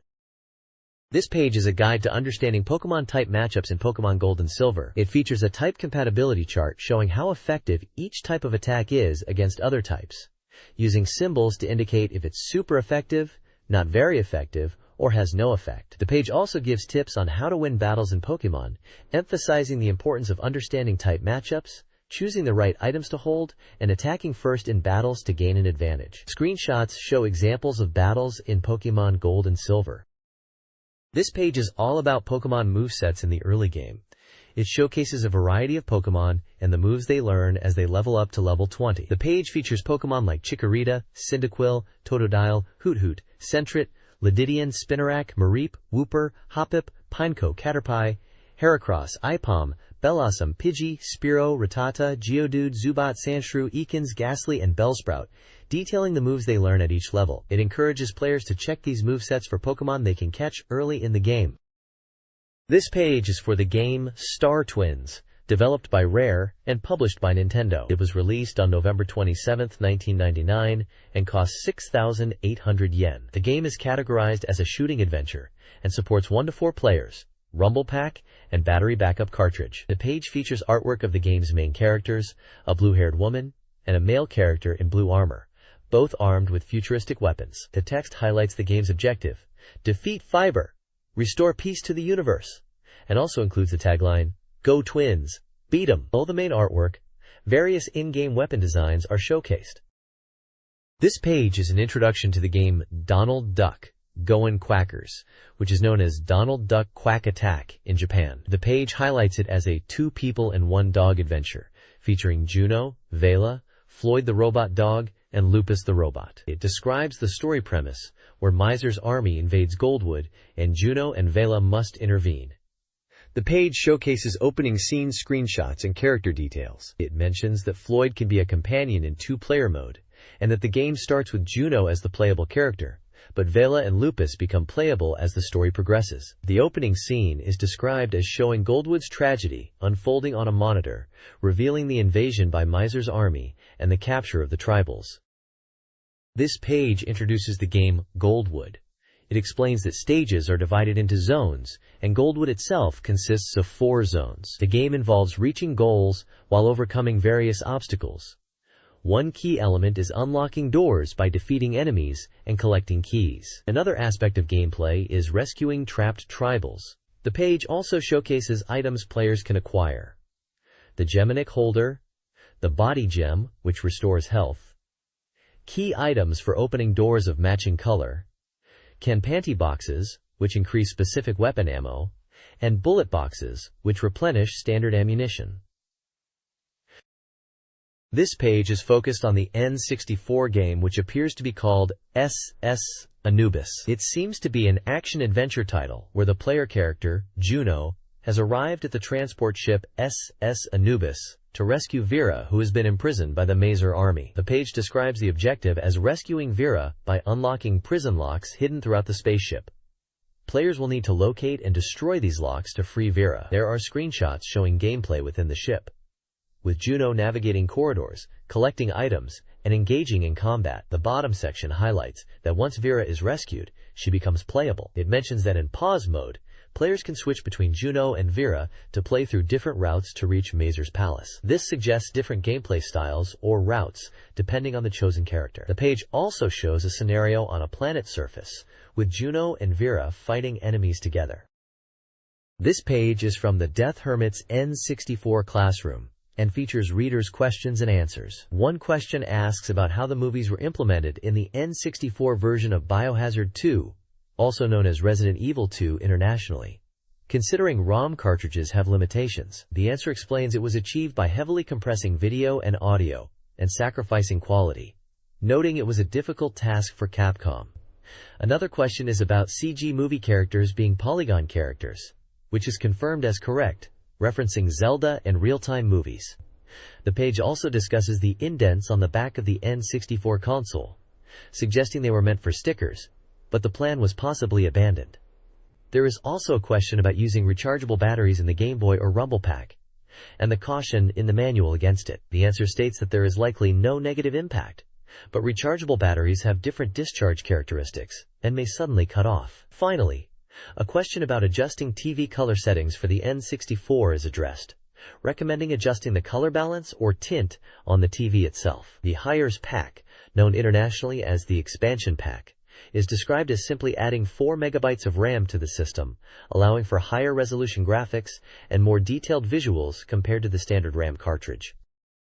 This page is an article titled Mexico Situation and then Pokemon Christmas Sales Battle, written by Hiroko Nagami. The article discusses the video game market, specifically focusing on Mexico and the upcoming Christmas sales season for Pokemon games. It mentions a trip to Mexico and observing the local gaming scene. The article then shifts to the topic of Pokemon and its expected popularity for the Christmas holidays, mentioning that Donkey Kong 64 and the Pokemon series are expected to be top sellers. Specifically, it highlights Pokemon Stadium, Pokemon Yellow, and Pokemon Snap as key Pokemon titles. The article also mentions marketing campaigns, like a Burger King promotion starting November 8th, and a tie-up between Dr. Pepper and Donkey Kong. There's an image of the Pokemon Special Edition Yellow Red Blue Player's Guide, which suggests the focus is on the original Pokemon games and their enduring appeal. The writer notes the anticipation for the upcoming Christmas sales and the expectation that Pokemon will be a major hit.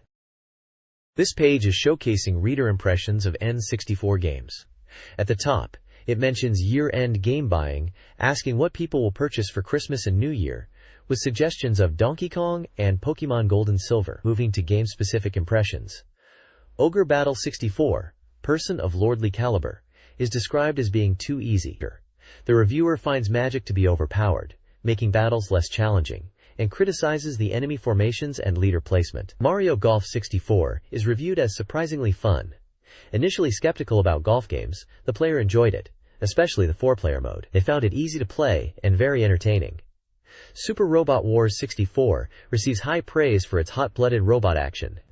The reviewer highlights the new combination attacks, mentioning Mazinger Z, Great Mazinger, and Grendizer as examples, and the faster gameplay thanks to being on a ROM cartridge instead of CD-ROM media used in previous games. They are impressed by the character dialogue and strategic depth, but also echo the sentiment of wanting more challenge and strategic depth, particularly in games like Ogre Battle 64, noting that even heavily armored units are too easily defeated with magic due to predictable formations and leader positioning.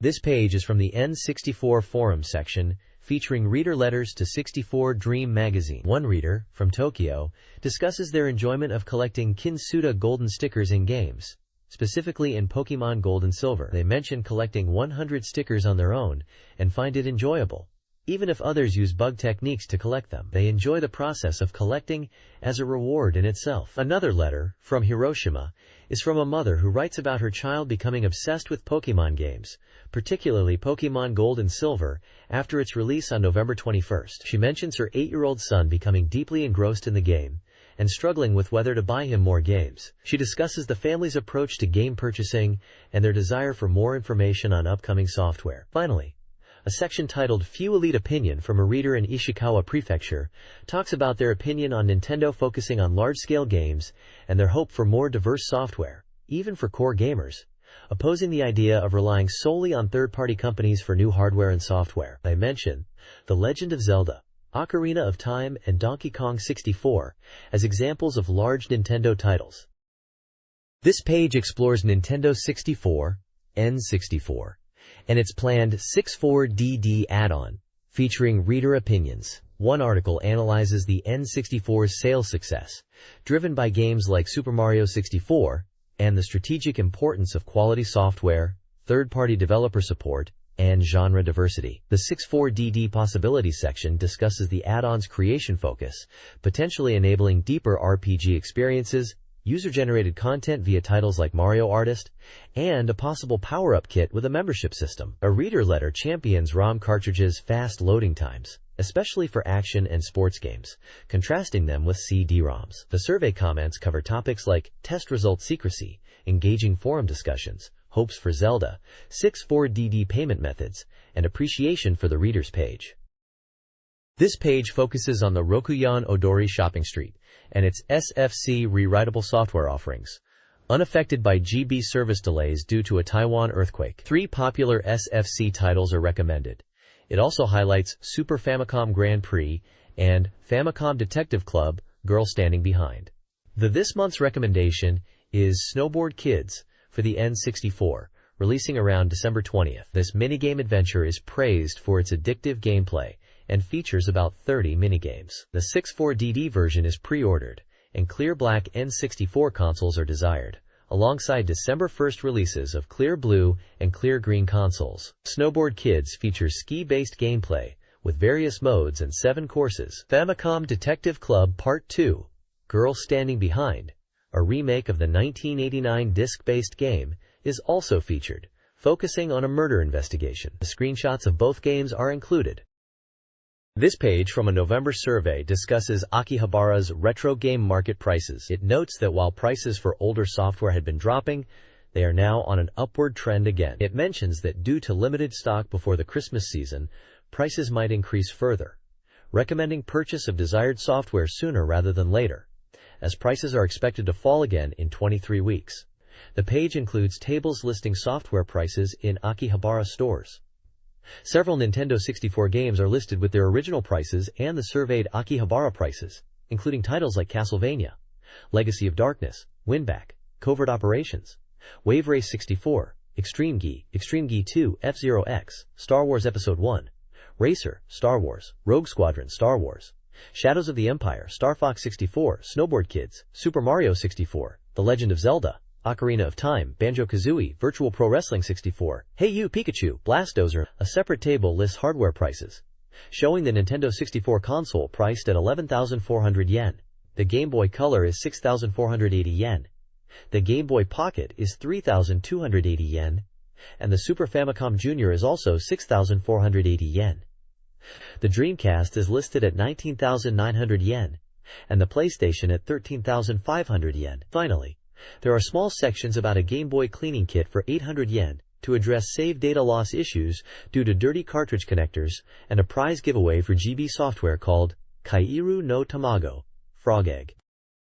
This page appears to be showcasing software title lists for Super Famicom games, displayed in 2 columns with details on capacity, SRAM, maker, and price. Below these lists are release calendars for Super Famicom and Game Boy games that are planned for release in December and November respectively. The bottom of the page mentions Nintendo Power's rewritable system for SFC games, and also highlights Game Boy Color and dot printer compatibility for software. This page is an interview with game analyst Hisakazu Hirabayashi, who is talking about the 64DD. The article mentions that the 64DD is finally launching and discusses a new service from LandNet DD that is starting in December. The interview seeks Hirabayashi's expert opinion on the potential of the 64DD, as someone who has previously discussed its possibilities. The page also features screenshots from the game Doshin the Giant, which was known as Doshin the Giant, freed from the liberating timetable and then some in Europe, but was not released in North America. This page features an interview with Hisakazu Hirabayashi, discussing his perspective on game shops and the concept of editing them. He talks about the opening of Bit Tours, a game shop in Shibuya's Spain Slope, emphasizing it's not just a place to sell games, but also to edit the way games are presented to customers. Hirabayashi mentions that traditional game shops organize shelves by console like N64, PlayStation, Saturn, and Dreamcast, and by release date. He questions this approach, suggesting that game shops should be curated more like magazines. He wants to create a shop where customers can discover games based on their interests, not just by console or release date. He gives an example of catering to fans who are deeply immersed in a specific game's world, like Biohazard, Resident Evil, offering related merchandise beyond just the game software. He contrasts this with the usual approach of quickly rotating stock, suggesting a shop should be more about creating a curated experience. The article also mentions that Bit Tours Sports Corner includes games like Power Pro and Mario Golf 64, alongside sports magazines, showing how they are trying to edit the game retail experience by grouping related interests together. The bottom section highlights that 64DD is considered an edited hardware in the context of this discussion. This page is focused on the 64DD and whether it's considered expensive or cheap. It presents an assembly guide for the 64DD unit, detailing the 6 steps to connect it to the Nintendo 64 console, including inserting the memory expansion pack, attaching the 64DD, securing it with screws, and connecting the power and modem. The article discusses the price point of the 64DD, suggesting it should be evaluated based on the desire to play its exclusive software. It highlights 2 key software titles for the 64DD, Doshin the Giant One and Talent Studio, noting these games are unique to the system and good examples of its potential. A screenshot from Doshin the Giant One is featured on the page. Additionally, The page includes side notes. One note mentions that Ogre Battle 64, initially planned for 64DD as Ogre Battle 64 Zenoria Battle, was eventually released on cartridge. Another note touches upon the LandNet DD service, emphasizing its affordability and availability of music CDs and video content. Finally, a section discusses the hardware price of the N64 and 64DD, using Mario 64 as an example to illustrate the cost-effectiveness of buying software if you already own the console. This page is about the 64DD and focuses on the game Doshin the Giant. It features an interview with Hisakazu Hirabayashi, who discusses why he chose Doshin the Giant as his #1 game. He explains the simple pleasure of controlling Doshin and terraforming the land, describing it as a unique and enjoyable experience. The article highlights the capabilities of the 64DD and how Doshin the Giant effectively utilizes them, especially the writing and clock functions. It mentions that the map shape changes, and the clock function is also utilized. It also briefly mentions SimCity 64 and the Mario Artist series as examples of games that could theoretically have giant characters, thanks to the 64DD's capabilities. The article also discusses how Doshin the Giant is being recognized as the best game of the year and is contrasted with previous works by creator Kazutoshi Ida, noting it is more mainstream compared to titles like Aquanaut's Holiday and Taiyu no Shima. There are screenshots showcasing gameplay and the 64DD hardware itself. This page delves into the 64DD, titled as 64DD Assemble Lecture 2, discussing its appeal and features with insights from creators like Ida Kazutoshi of Talent Studio. The page highlights Ida's game, Doshin the Giant, showcasing his unique creative approach to game design, emphasizing prolonged gameplay over short bursts. It provides a visual guide on setting up the 64DD, including connecting the modular cable. A note of caution is given about telephone line compatibility for the RandNet service, advising users to check their phone line setup. Screenshots showcase various aspects of the 64DD's online service, RandNet, including functions like Disk Check, Get Mail, Net Browser, and DD Fan, which offer daily updated content. The N64 controller is also featured, praised for its artistic motivation in game creation. An image of the giant character from Doshin the Giant is shown, highlighting its expressive hand gestures despite limited facial expressions. Finally, the page touches upon the 64DD's delayed release schedule, which was pushed back multiple times from its initial planned date in late 1997. This page features an interview with Hisakazu Hirabayashi discussing the 64DD. He explains the concept of rewritable software for the 64DD, comparing it to software like Paint Studio, Polygon Studio, and Movie Studio. Initially aimed at professional designers, they also considered gamers, with Talent Studio becoming a popular title. Hirabayashi reflects on Talent Studio as a significant hit. The interview touches upon the 64DD's communication capabilities, mentioning the tagline, "Communication allows for various things." He expresses skepticism about RandNet DD, if its communication is limited to specific companies. While 64DD communication is seen as limited, he points out the potential for connectivity with other consoles like the Game Boy Advance, Dolphin, PS2, and even Internet access, emphasizing Nintendo, Sega, and Sony's involvement in Internet connectivity. He also discusses the untapped potential of non-PC Internet market beyond keyboard and PC users. The page includes screenshots from Talent Studio, showcasing a customizable avatar system. One image shows a Mario-like character with a person's face, referred to as employee's face, which was featured in Talent Studio, but not intended for the final product. Another screenshot shows a Bunny E.A. Red character described as comedian's motion, highlighting the humorous and somewhat silly nature of Talent Studio. Additionally, there's a section discussing the 64DD's ability to connect with other hardware, and the idea of games like Zelda being expanded from cartridges to discs. The page also mentions text-adventure games on mobile phones and the growing popularity of iMode, an internet service for mobile phones. The next page is focused on the RandNet DD commercial and an interview about the 64DD. The commercial for RandNet DD was apparently shown late at night and being made specially available to the public. The service cost 5,000 yen per month if used daily, or a standard monthly fee of 2,500 yen, comparing this to everyday expenses like movie tickets or pizza. It highlights the internet and email capabilities of RandNet DD, and that 64DD launched with 6 software titles and had a limited offer for the first 10,000 subscribers. The interview with Hisakazu Hirabayashi is about his confidence in the 64DD.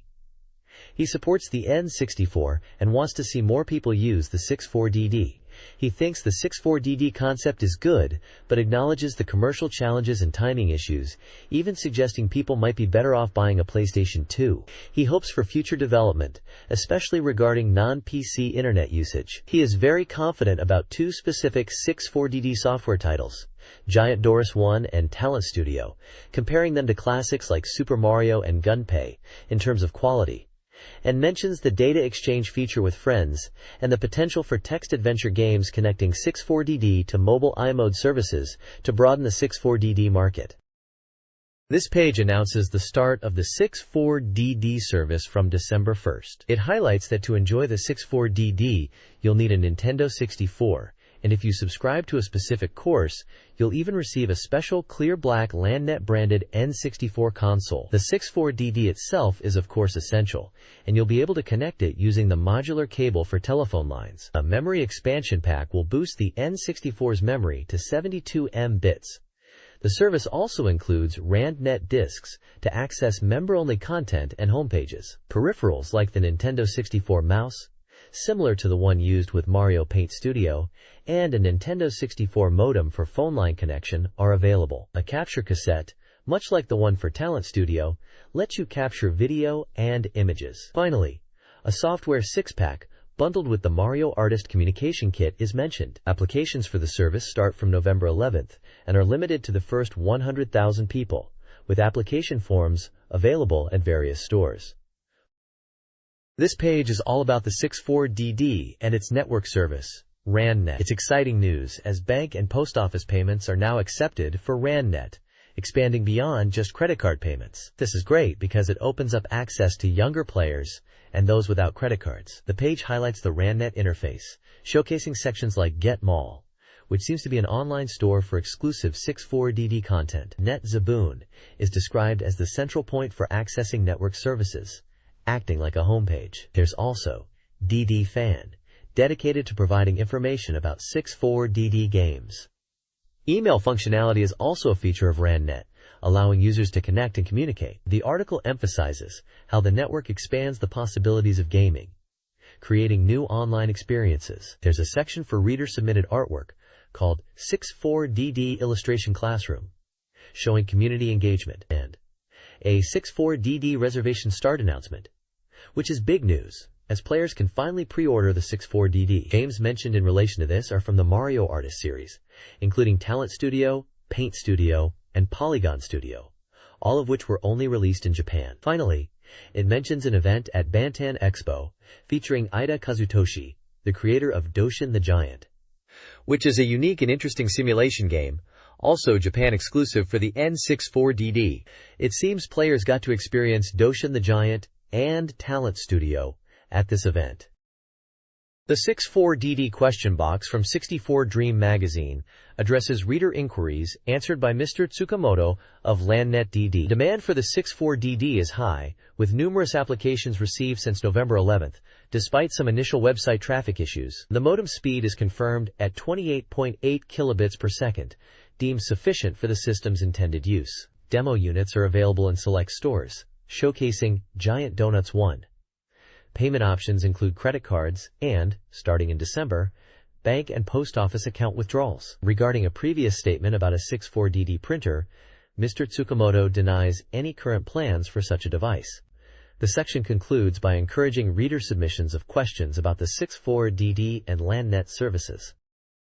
This page introduces Mario Artist Paint Studio for the 64DD, a brand new title in the Mario Artist series, scheduled for release in December. Nintendo and LANnet DD are the publishers.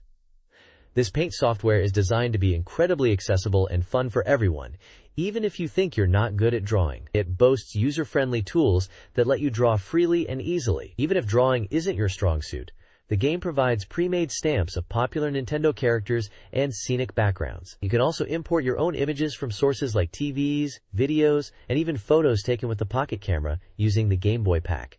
Once you've created your masterpiece, you can upload it to the LANnet online gallery.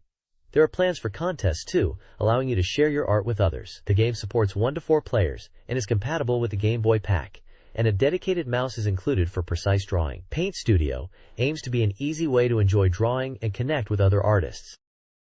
Kyojin no Doshin 1, the launch title for the 64DD, presents a unique gameplay experience where players control the giant Doshin, can manipulate the environment through actions like pulling, jumping, lifting, and stepping, allowing players to reshape the land and interact with the world. Doshin can also transform in size, with the potential for both creation and destruction. The game offers a sense of freedom and a lack of defined objectives, focusing instead on world building and exploration. The reviewer found the game charming, highlighting the unusual introduction, the player's ability to influence the environment, and Doshin's transformations. The experience is described as almost maternal, with narration by Tamaki Kawagawa. The game is an action-adventure title exclusive to the 64DD, released on December 1st. The next page introduces Doshin the Giant, where you experience a day in the life of a giant. The game offers various ways to play, from being benevolent to destructive. Starting in the morning, the giant emerges from the sea and begins by simply walking around. During the day, you can interact with the islanders, fulfilling their requests like providing trees or expanding land. In the afternoon, you can reshape the terrain by raising and lowering land to make it more habitable for the villagers. However, if you press the R button, the giant becomes destructive and can destroy buildings, but you can revert back to the loving giant with the R button again. As evening approaches, the giant's day ends and they return to the sea, becoming inactive at night. The next morning, a new giant is born, and you begin a new day. The page includes screenshots of gameplay showcasing these activities like walking, terraforming, interacting with villagers, and even destruction. There's also a section highlighting player statistics from a previous playthrough, tracking things like the giant's height, transformations, steps taken, and collected items. This article is about the original Japan-exclusive N64 release of Doshin the Giant. The next page is the N64 question box, and this time it's all about reader questions related to Pokemon and the N64. One question is about the Game Boy cartridge rewrite service. Due to the Taiwan earthquake and its impact on the supply of GB memory cartridges, the service is being delayed. It's mentioned this service will launch in Lawson stores nationwide when enough cartridges are available, possibly early next year or maybe March, and it seems Super Mario Land 3 from the Super Mario Land series is connected to this, as it shows a screenshot of the game. Another question asks if the release of Pokemon Gold and Silver will be delayed due to the earthquake too. Thankfully, the answer is no. Pokemon Gold and Silver is still on track for its November 21st release. Apparently, the earthquake did impact semiconductor parts needed for the cartridges, causing supply chain problems, reducing initial shipment numbers, and pre-orders were cut off in October for the game. This page features a question box section related to Pokemon for the N64. The first question asks if Pokemon is targeted at elementary school students. The answer confirms this, but also mentions that many adults enjoy the games too. It discusses the creation of commercials for Pokemon Gold and Silver, targeting them at elementary school children. The second question asks about the number of new Pokemon in Pokemon Gold and Silver. The answer avoids giving a specific number to prevent spoilers, stating that the goal is not to be too obvious and boring. It touches on design considerations, like whether male and female Pokemon should be counted as separate species. Images of Chikorita, Cyndaquil, and Totodile, the starter Pokemon from Gold and Silver, are shown. The final question is about the release schedule for Pokemon Blue. The answer indicates uncertainty about the release date, but suggests it might be around the summer of the following year. It also mentions that producer Ishihara notes that color versions are not simply about elements, and hints that a potential future color version after Blue could be Pearl. This page is a Nintendo official Q&A section.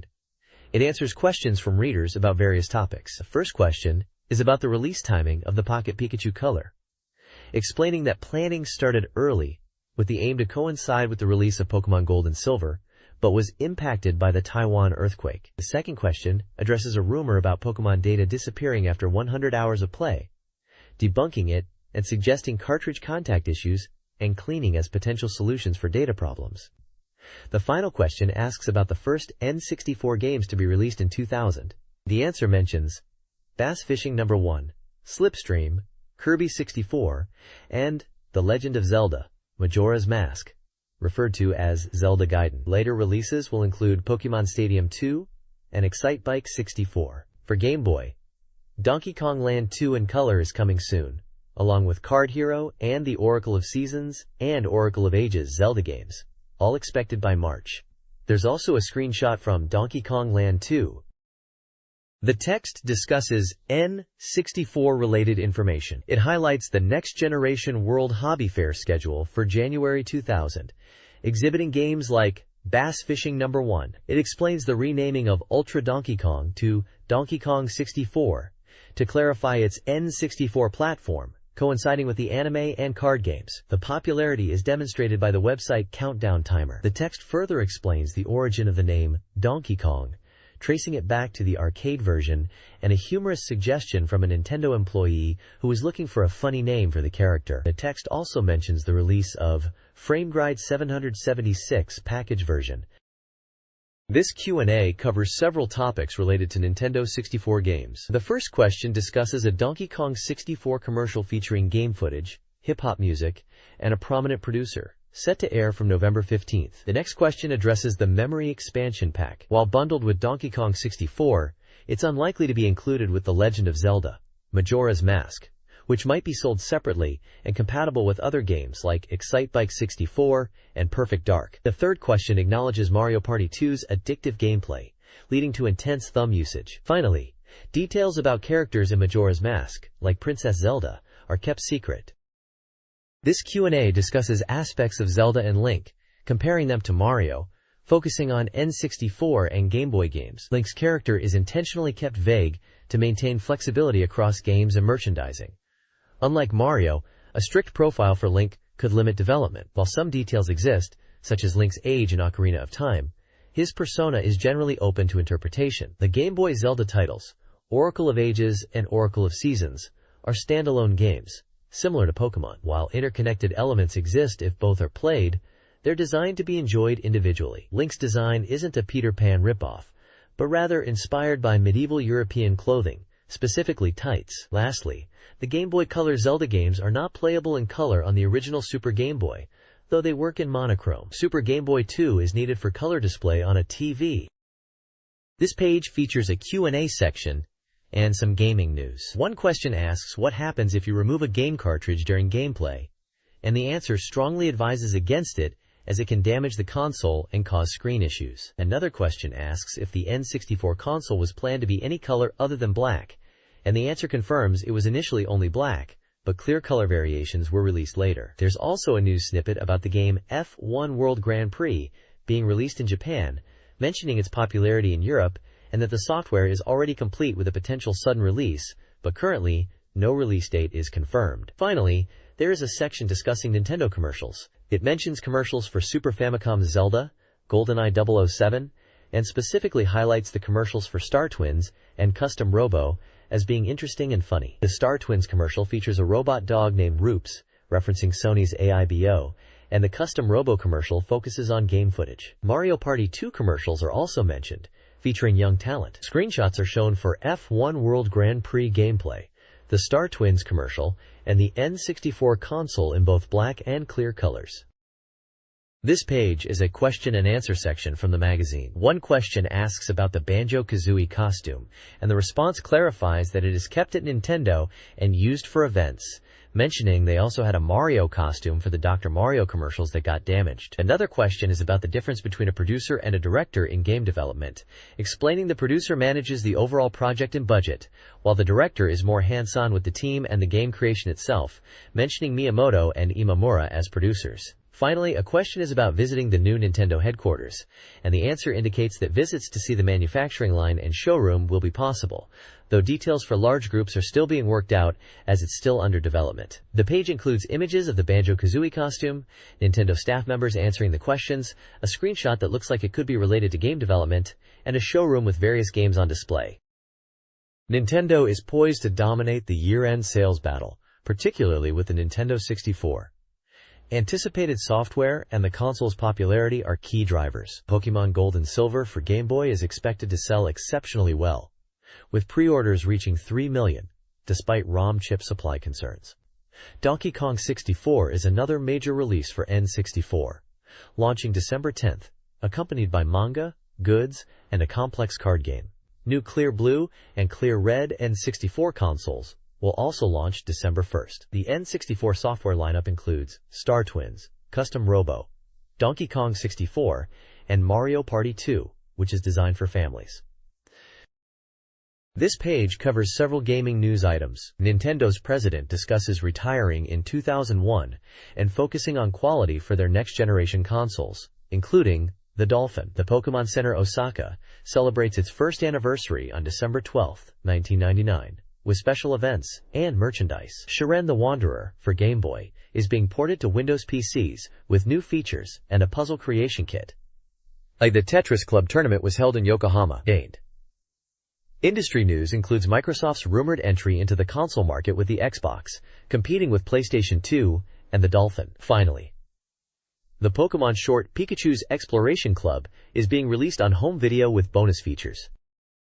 This page is an advertisement for the Nintendo 64 game Mario no Photopie. The ad highlights that with this software, you can create your own original cards for Christmas and New Year. It's advertised at 9,800 yen and is described as a photo editing software where you can easily edit images. It mentions using smart media cards, which are like digital camera film, and that you can take photos and combine them with characters from Mario and other games to create and edit cards. You can freely edit and process photos, such as cutting, pasting, changing colors, and adding messages.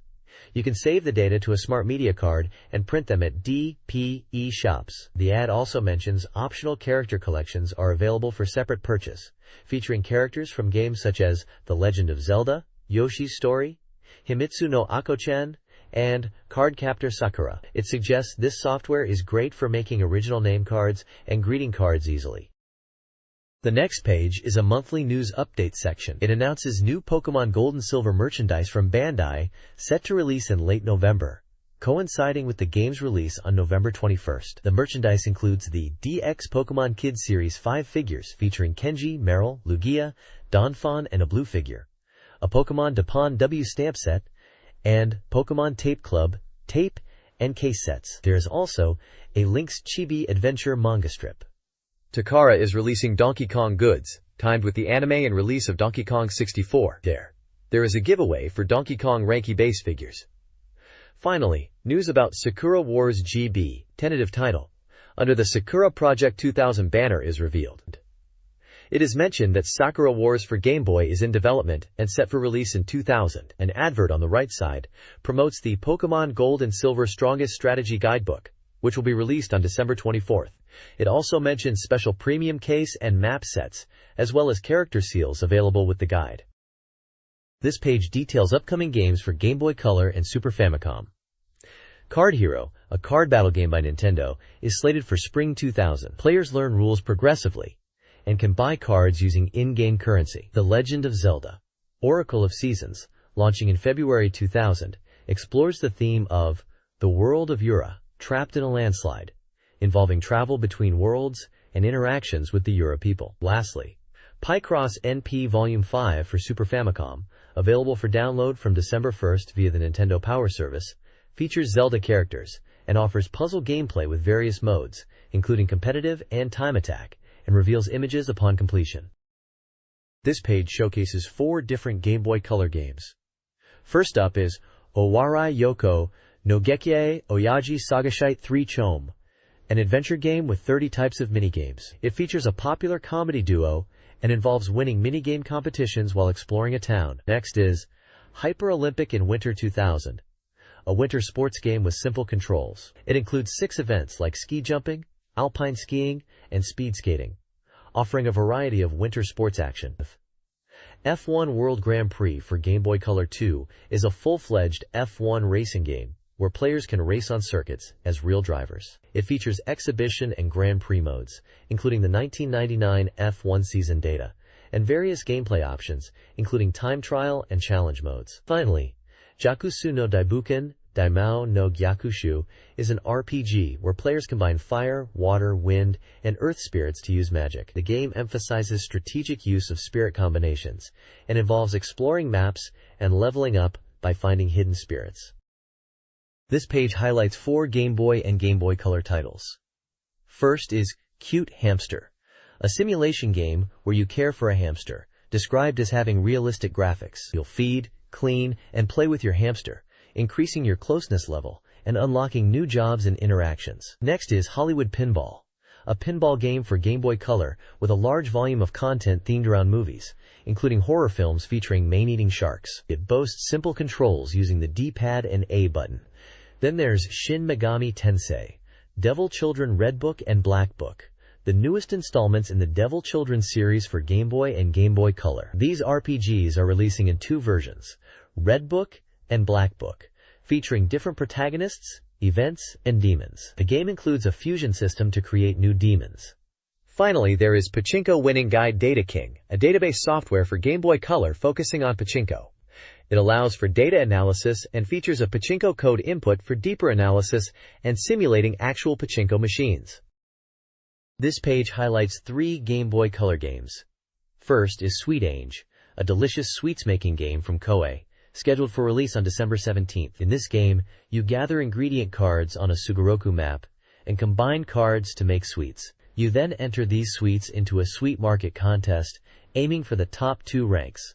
The game also features compatibility testing and melody creation functions, and allows for exchanging messages and creating sticker-like prints. Next is Dungeon Seeker, a 12-protagonist select battle RPG from J-Wing, slated for March 2000 release. This unique competitive dungeon RPG involves creating dungeons and then battling against each other using a communication cable, with the goal of defeating the opponent's boss first. It's also mentioned as enjoyable for single players, boasting 12 protagonists with individual stories.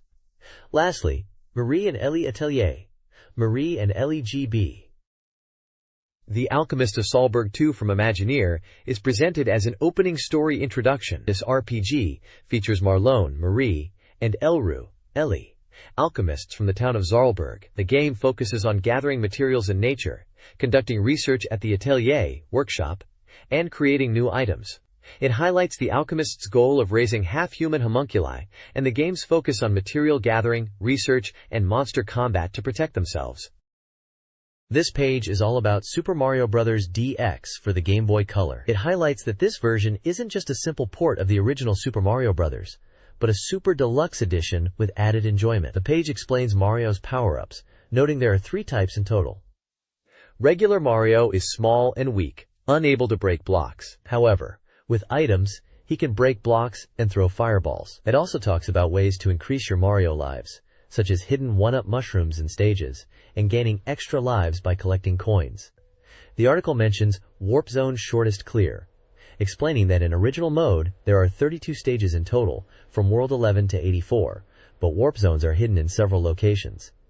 By clearing World 84 once, players can choose their starting area and use Warp Zones, recommending clearing the game at least once. The high score aspect is covered, stating that earning high scores unlocks more fun in the game. The original mode and challenge game high scores are both relevant. Finally, it mentions extra courses, explaining that by achieving 100,000 points or more in original mode, an extra course is unlocked. This course is a digest of Super Mario Bros. 2 from level 11 to 84. Players can choose to play as Mario or Luigi in this mode, but there's no difference in jump power or break performance between them. This page introduces the Challenge Game mode in Super Mario World 2, Yoshi's Island, explaining how to collect 3 types of medals. First, the page details how to obtain the Tama medal, egg medal, by finding Yoshi's egg hidden in each stage, not in a typical block, but a hidden one, hinted at by the Toy Box feature. Next, it explains the red coin medal, earned by collecting all 5 red coins hidden in each stage, sometimes in hard-to-reach places. The high score medal is awarded for exceeding a set score in each challenge game stage, emphasizing the need for fast and skillful play, referencing tips from a previous page. The VS Game section describes a race mode for 2 players using a link cable, or against your own record if certain conditions are met. This mode is about reaching the goal quickly, with coin collection as a tiebreaker. The Toy Box is presented as a feature with 4 functions, initially offering calendar and omikuji, fortune-telling. More content unlocks by meeting certain conditions in the game. The calendar allows you to view the dates up to the year 2000, and print stickers using the pocket printer accessory. The omikuji is a fortune-telling feature. Finally, seal and music editing is mentioned within the Toy Box as another function. Top Gear Rally 2 for the N64 features a challenging championship mode where players compete in rallies, managing vehicle damage and conditions. Success requires more than just speed. Players must strategize and adapt to environmental hazards. The game realistically simulates damage, with crashes and prolonged river driving affecting engine, suspension, and electrical systems. Condition awareness is crucial, demanding players adjust tire setups and driving styles based on weather and road conditions. The game includes screenshots and an information box detailing publisher Kemco, a mid-January release, and compatibility with various N64 accessories. Players must master cars like Mitsubishi and Subaru and utilize smart driving to succeed. This page showcases two sections regarding racing game mechanics and introduces the game Top Gear Hyperbike. The support van segment explains a vehicle customization feature where players can enhance their cars by upgrading parts such as brakes and tires using championship points earned in championship mode. This leads to faster vehicles and attracts new sponsors. The ARSG Rally School section details a driving school mode designed to improve driving abilities, teaching techniques like braking and cornering to gain driving licenses. Finally, Top Gear Hyperbike is previewed, highlighting bikes from Honda, Yamaha, and Kawasaki. The game offers both on-road and off-road racing experiences on diverse tracks with dynamic weather conditions, and emphasizes its rich course settings. Developed by Kemco, the game is slated for release in January, priced at 6,980 yen, and requires 128 MB of memory. This page is focused on the N64 game Virtual Pro Wrestling 2, subtitled King's Road Inheritance. It highlights different aspects of the game, including fighting styles and various game modes available. The page details three main wrestling styles players can choose from: Pro Wrestler style, Martial Arts style, and Shooter style, briefly explaining the characteristics of each. It then lists different game modes. Exhibition matches including singles, tag team, battle royal, and 3WAY. King's Road Inheritance mode, which lets you experience a year as an All Japan Pro Wrestling wrestler.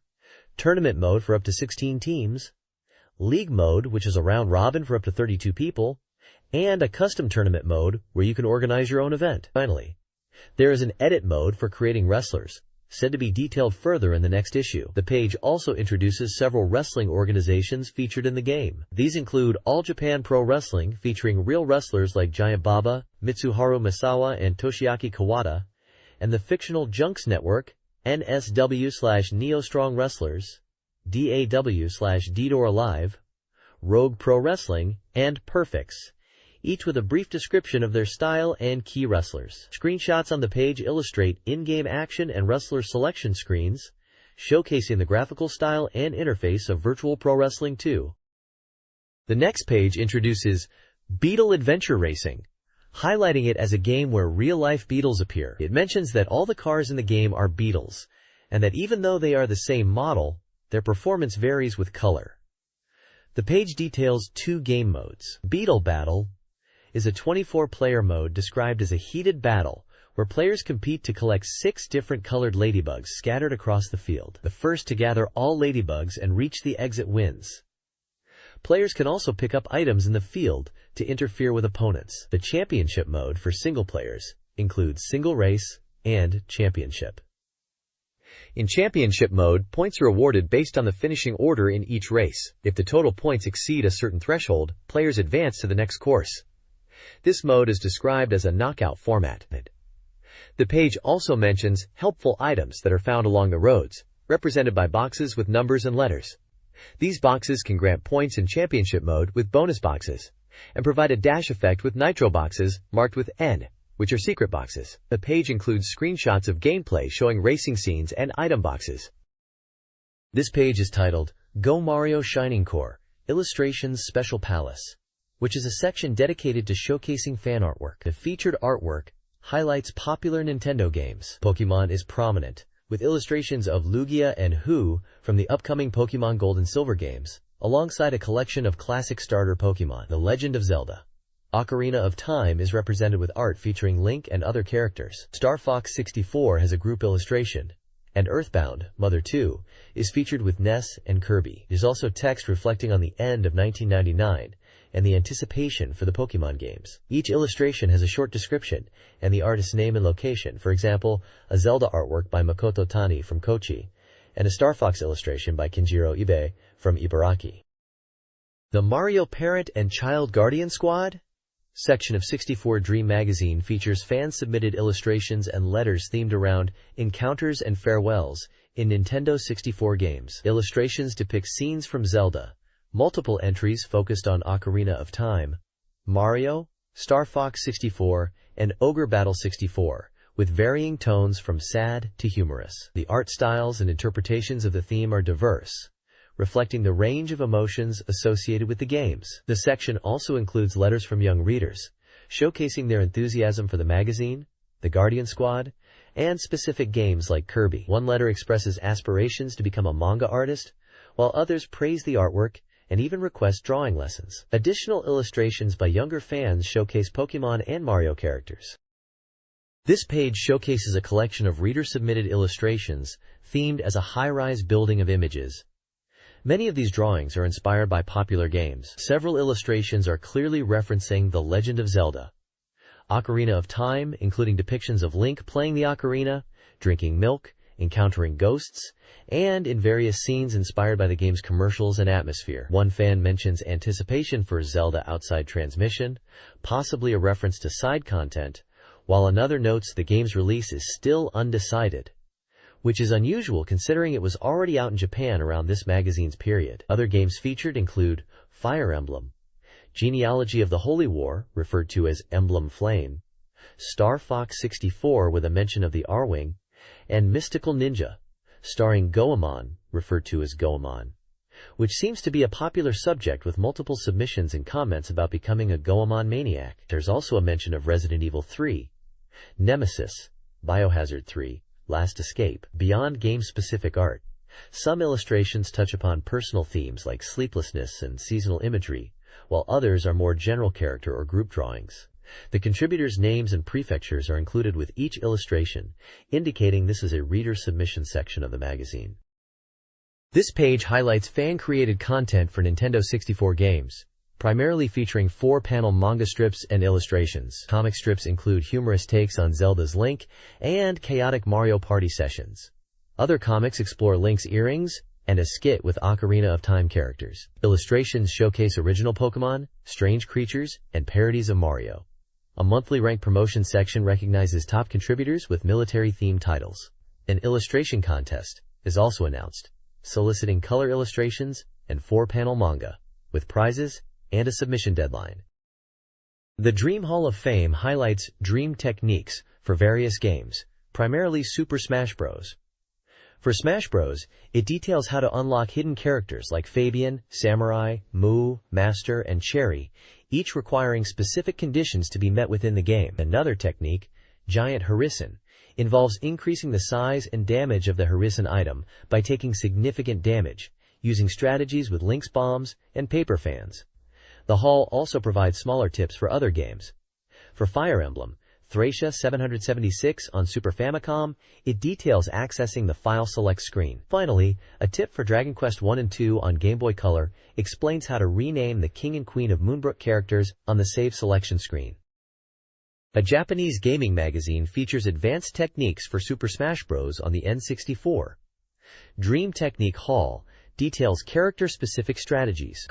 Puff Kirby's skill focuses on the hammer attack, allowing shield breaks after copying an opponent's ability. Jigglypuff's Just Singing Anti-War describes using Sing against low-mobility characters for easy wins, potentially earning an anti-war bonus. C-Button Small Jump for Kirby emphasizes precise small jumps using the C button for better control. Ness's Powerful Headbutt Pad details a headbutt technique using a C button jump and 3D stick input, also applicable to Yoshi. Finally, Shield Technique in the Shield for Fox teaches how to execute a move from Shield using the 3D stick and B button for feints.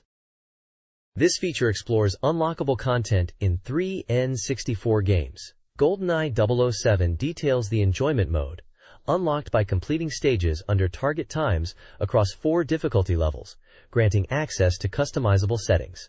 It also covers unlocking multiplayer characters via button combinations. Puyo Puyo Suen 64 reveals character-specific secrets. Players can unlock Carcoon Riot and adjust difficulty/continue options based on character and mode selections. Star Wars Shadows of the Empire focuses on unlocking the Jedi mode by completing Expert mode, and Game Secrets by collecting all challenge points in a stage, revealing various effects. This page highlights cheat codes and secret techniques for several N64 games. For J-League Perfect Striker and World Soccer 3, you can activate Big Head mode and unlock All-Star appearance by inputting specific button combinations at the title screen. Bomberman Hero has cheat codes to increase the battle stages. By holding down the buttons in HU mode, you get 4 extra battle stages. In Story mode, clearing 6 stages unlocks 2 more stages. There are also 3 mystery options unlockable by meeting certain conditions, including clearing World 4 and World 6, and collecting 120 gold cards to unlock full power items. For Turok Dinosaur Hunter, a table lists various cheat codes entered at the title menu for effects like unlimited ammo, all weapons, big heads, wireframe mode, mini enemies, time stop, staff roll, infinite lives, and viewing enemies from any angle. The page also features a section encouraging readers to submit their own discovered game techniques to 64Dream magazine for a chance to win prizes and N64 games. Finally, there is a humorous submission example about a fictional game called Panty Kong 64, played as a perverted gorilla in a concrete jungle in search of panties, as an example of the kind of funny submissions they are looking for. This software catalog previews upcoming N64 games, primarily RPGs and action titles, focusing on releases around the end of 1999 and into 2000. Featured RPGs include Mother 3, May 2000, Super Mario RPG 2, 2000, Furai no Shiren 64, unconfirmed, and Robot Pankatsu 64, December 24, 1999. Action games previewed are Kirby 64, March 2000, Conker's Quest, unconfirmed, Donkey Kong 64, December 10, 1999, The Legend of Zelda Gaiden, March 2000, likely Majora's Mask, and Custom Robo, December 3, 1999. The previews provide brief descriptions of gameplay, features, and release dates, including anticipated details for games like Conker's Quest and The Legend of Zelda Gaiden. This catalog previews upcoming Nintendo 64 games in Japan. Highlights include Castlevania, Legacy of Darkness with a new playable character, Bomberman 64, The Second Attack with new features and modes, and The Puppet Fighter, Chunbara Fighter. Resident Evil 2 is a port with original elements, and Super Black Bass 64 is an original fishing title. 64 Wars is a simulation game that links with Game Boy. Flight Simulator features a Harrier jet, and Panel de Pond 64 is a puzzle game. Puyo Puyon Party brings the puzzle series to the N64, and Ninja Boy Rantaro 64 Game Gallery is an action puzzle game. Star Twins is a rare developed shooting game with adventure elements, and finally, Perfect Dark, a first-person shooter and spiritual successor to GoldenEye 007 with Special Agent Joanna Dark. Game previews include the dark shooter Daikatana and the N64 port of Viewpoint 2064, though details are limited for the latter. Sports titles feature Itoi Shigesato's Bass Fishing No. 1 Definitive Edition, Virtual Pro Wrestling 2 with a large roster, and the manga-influenced baseball game Ultra Baseball Jitsumeiban 64. The TAB section previews party game Mario Party 2 and the card/board game hybrid Goemon Mononoke Sugoroku. Racing games include the customizable Excitebike 64, the miniature racing game Slippy Ikari no Rush Te, undecided, and the cancelled On and Off Racing. Also featured is Beetle Adventure Racing, incorporating item-based combat, and Top Gear Rally 2, with realistic damage and repair mechanics. This page showcases a catalog of new software for the N64 and 64DD.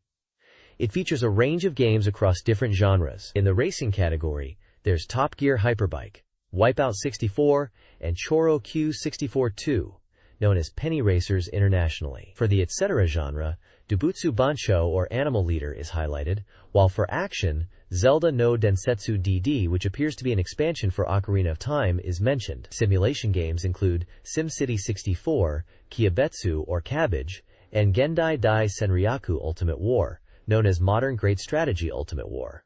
The table genre features Wall Street and Ide Yosuke's Mahjong School. Lastly, Japan Pro Golf Tour 64 is listed in the sports category. Many of these titles seem to be upcoming or unreleased at the time of this catalog. Upcoming and recently released games and accessories for the Nintendo 64 and 64DD are highlighted. Shogi and Rev Limit, both from Setagaya, are planned for the 64DD.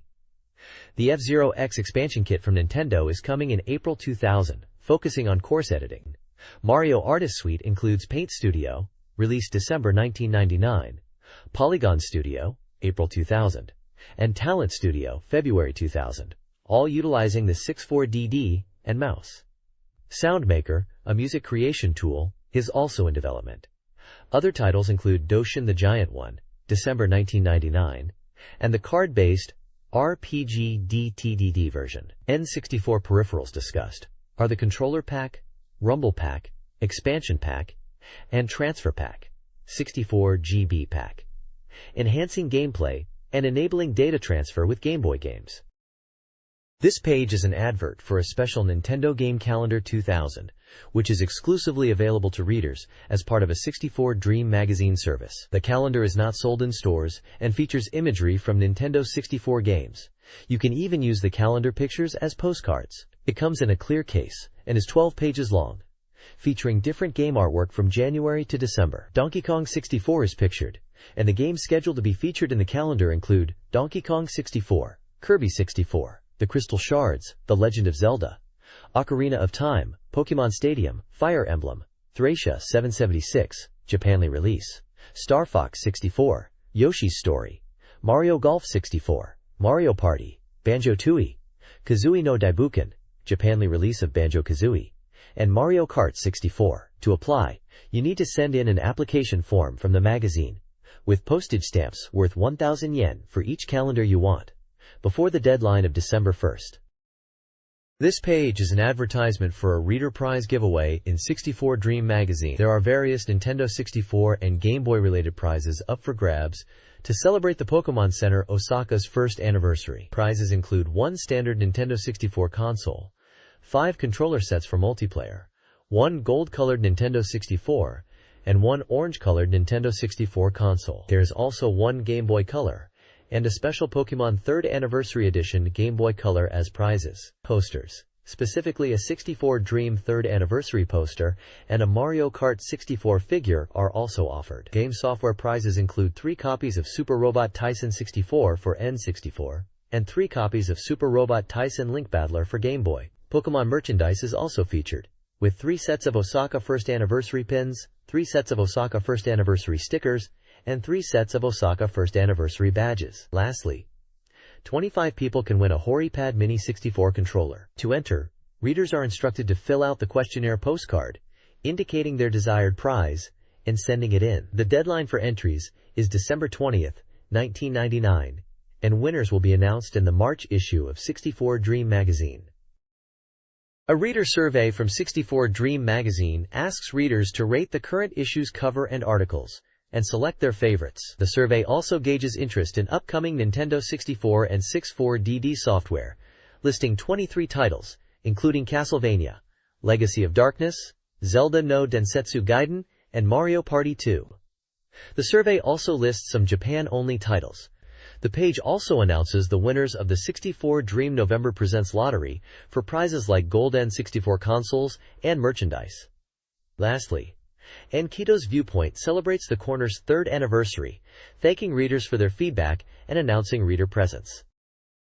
This page is announcing the upcoming February issue of the magazine, which will be released on December 21st and priced at 490 yen. The next menu section previews the contents, highlighting features on popular games like Pokemon, Donkey Kong, and Mario, indicating these character games will be a big focus. There will also be information on anticipated titles for the year 2000, such as Zelda no Densetsu Gaiden and Hoshi no Kirby 64. The editor's voice section contains short comments from the editorial team discussing topics like working on the Pokemon Gold and Silver Strategy Guide, moving house, horse racing, and purchasing an iMac DV. The page also features a staff list detailing the roles and names of the magazine's contributors and provides contact information for general inquiries and back-issue requests. Finally, there is a small Mario and Luigi cartoon strip and images of magazine covers.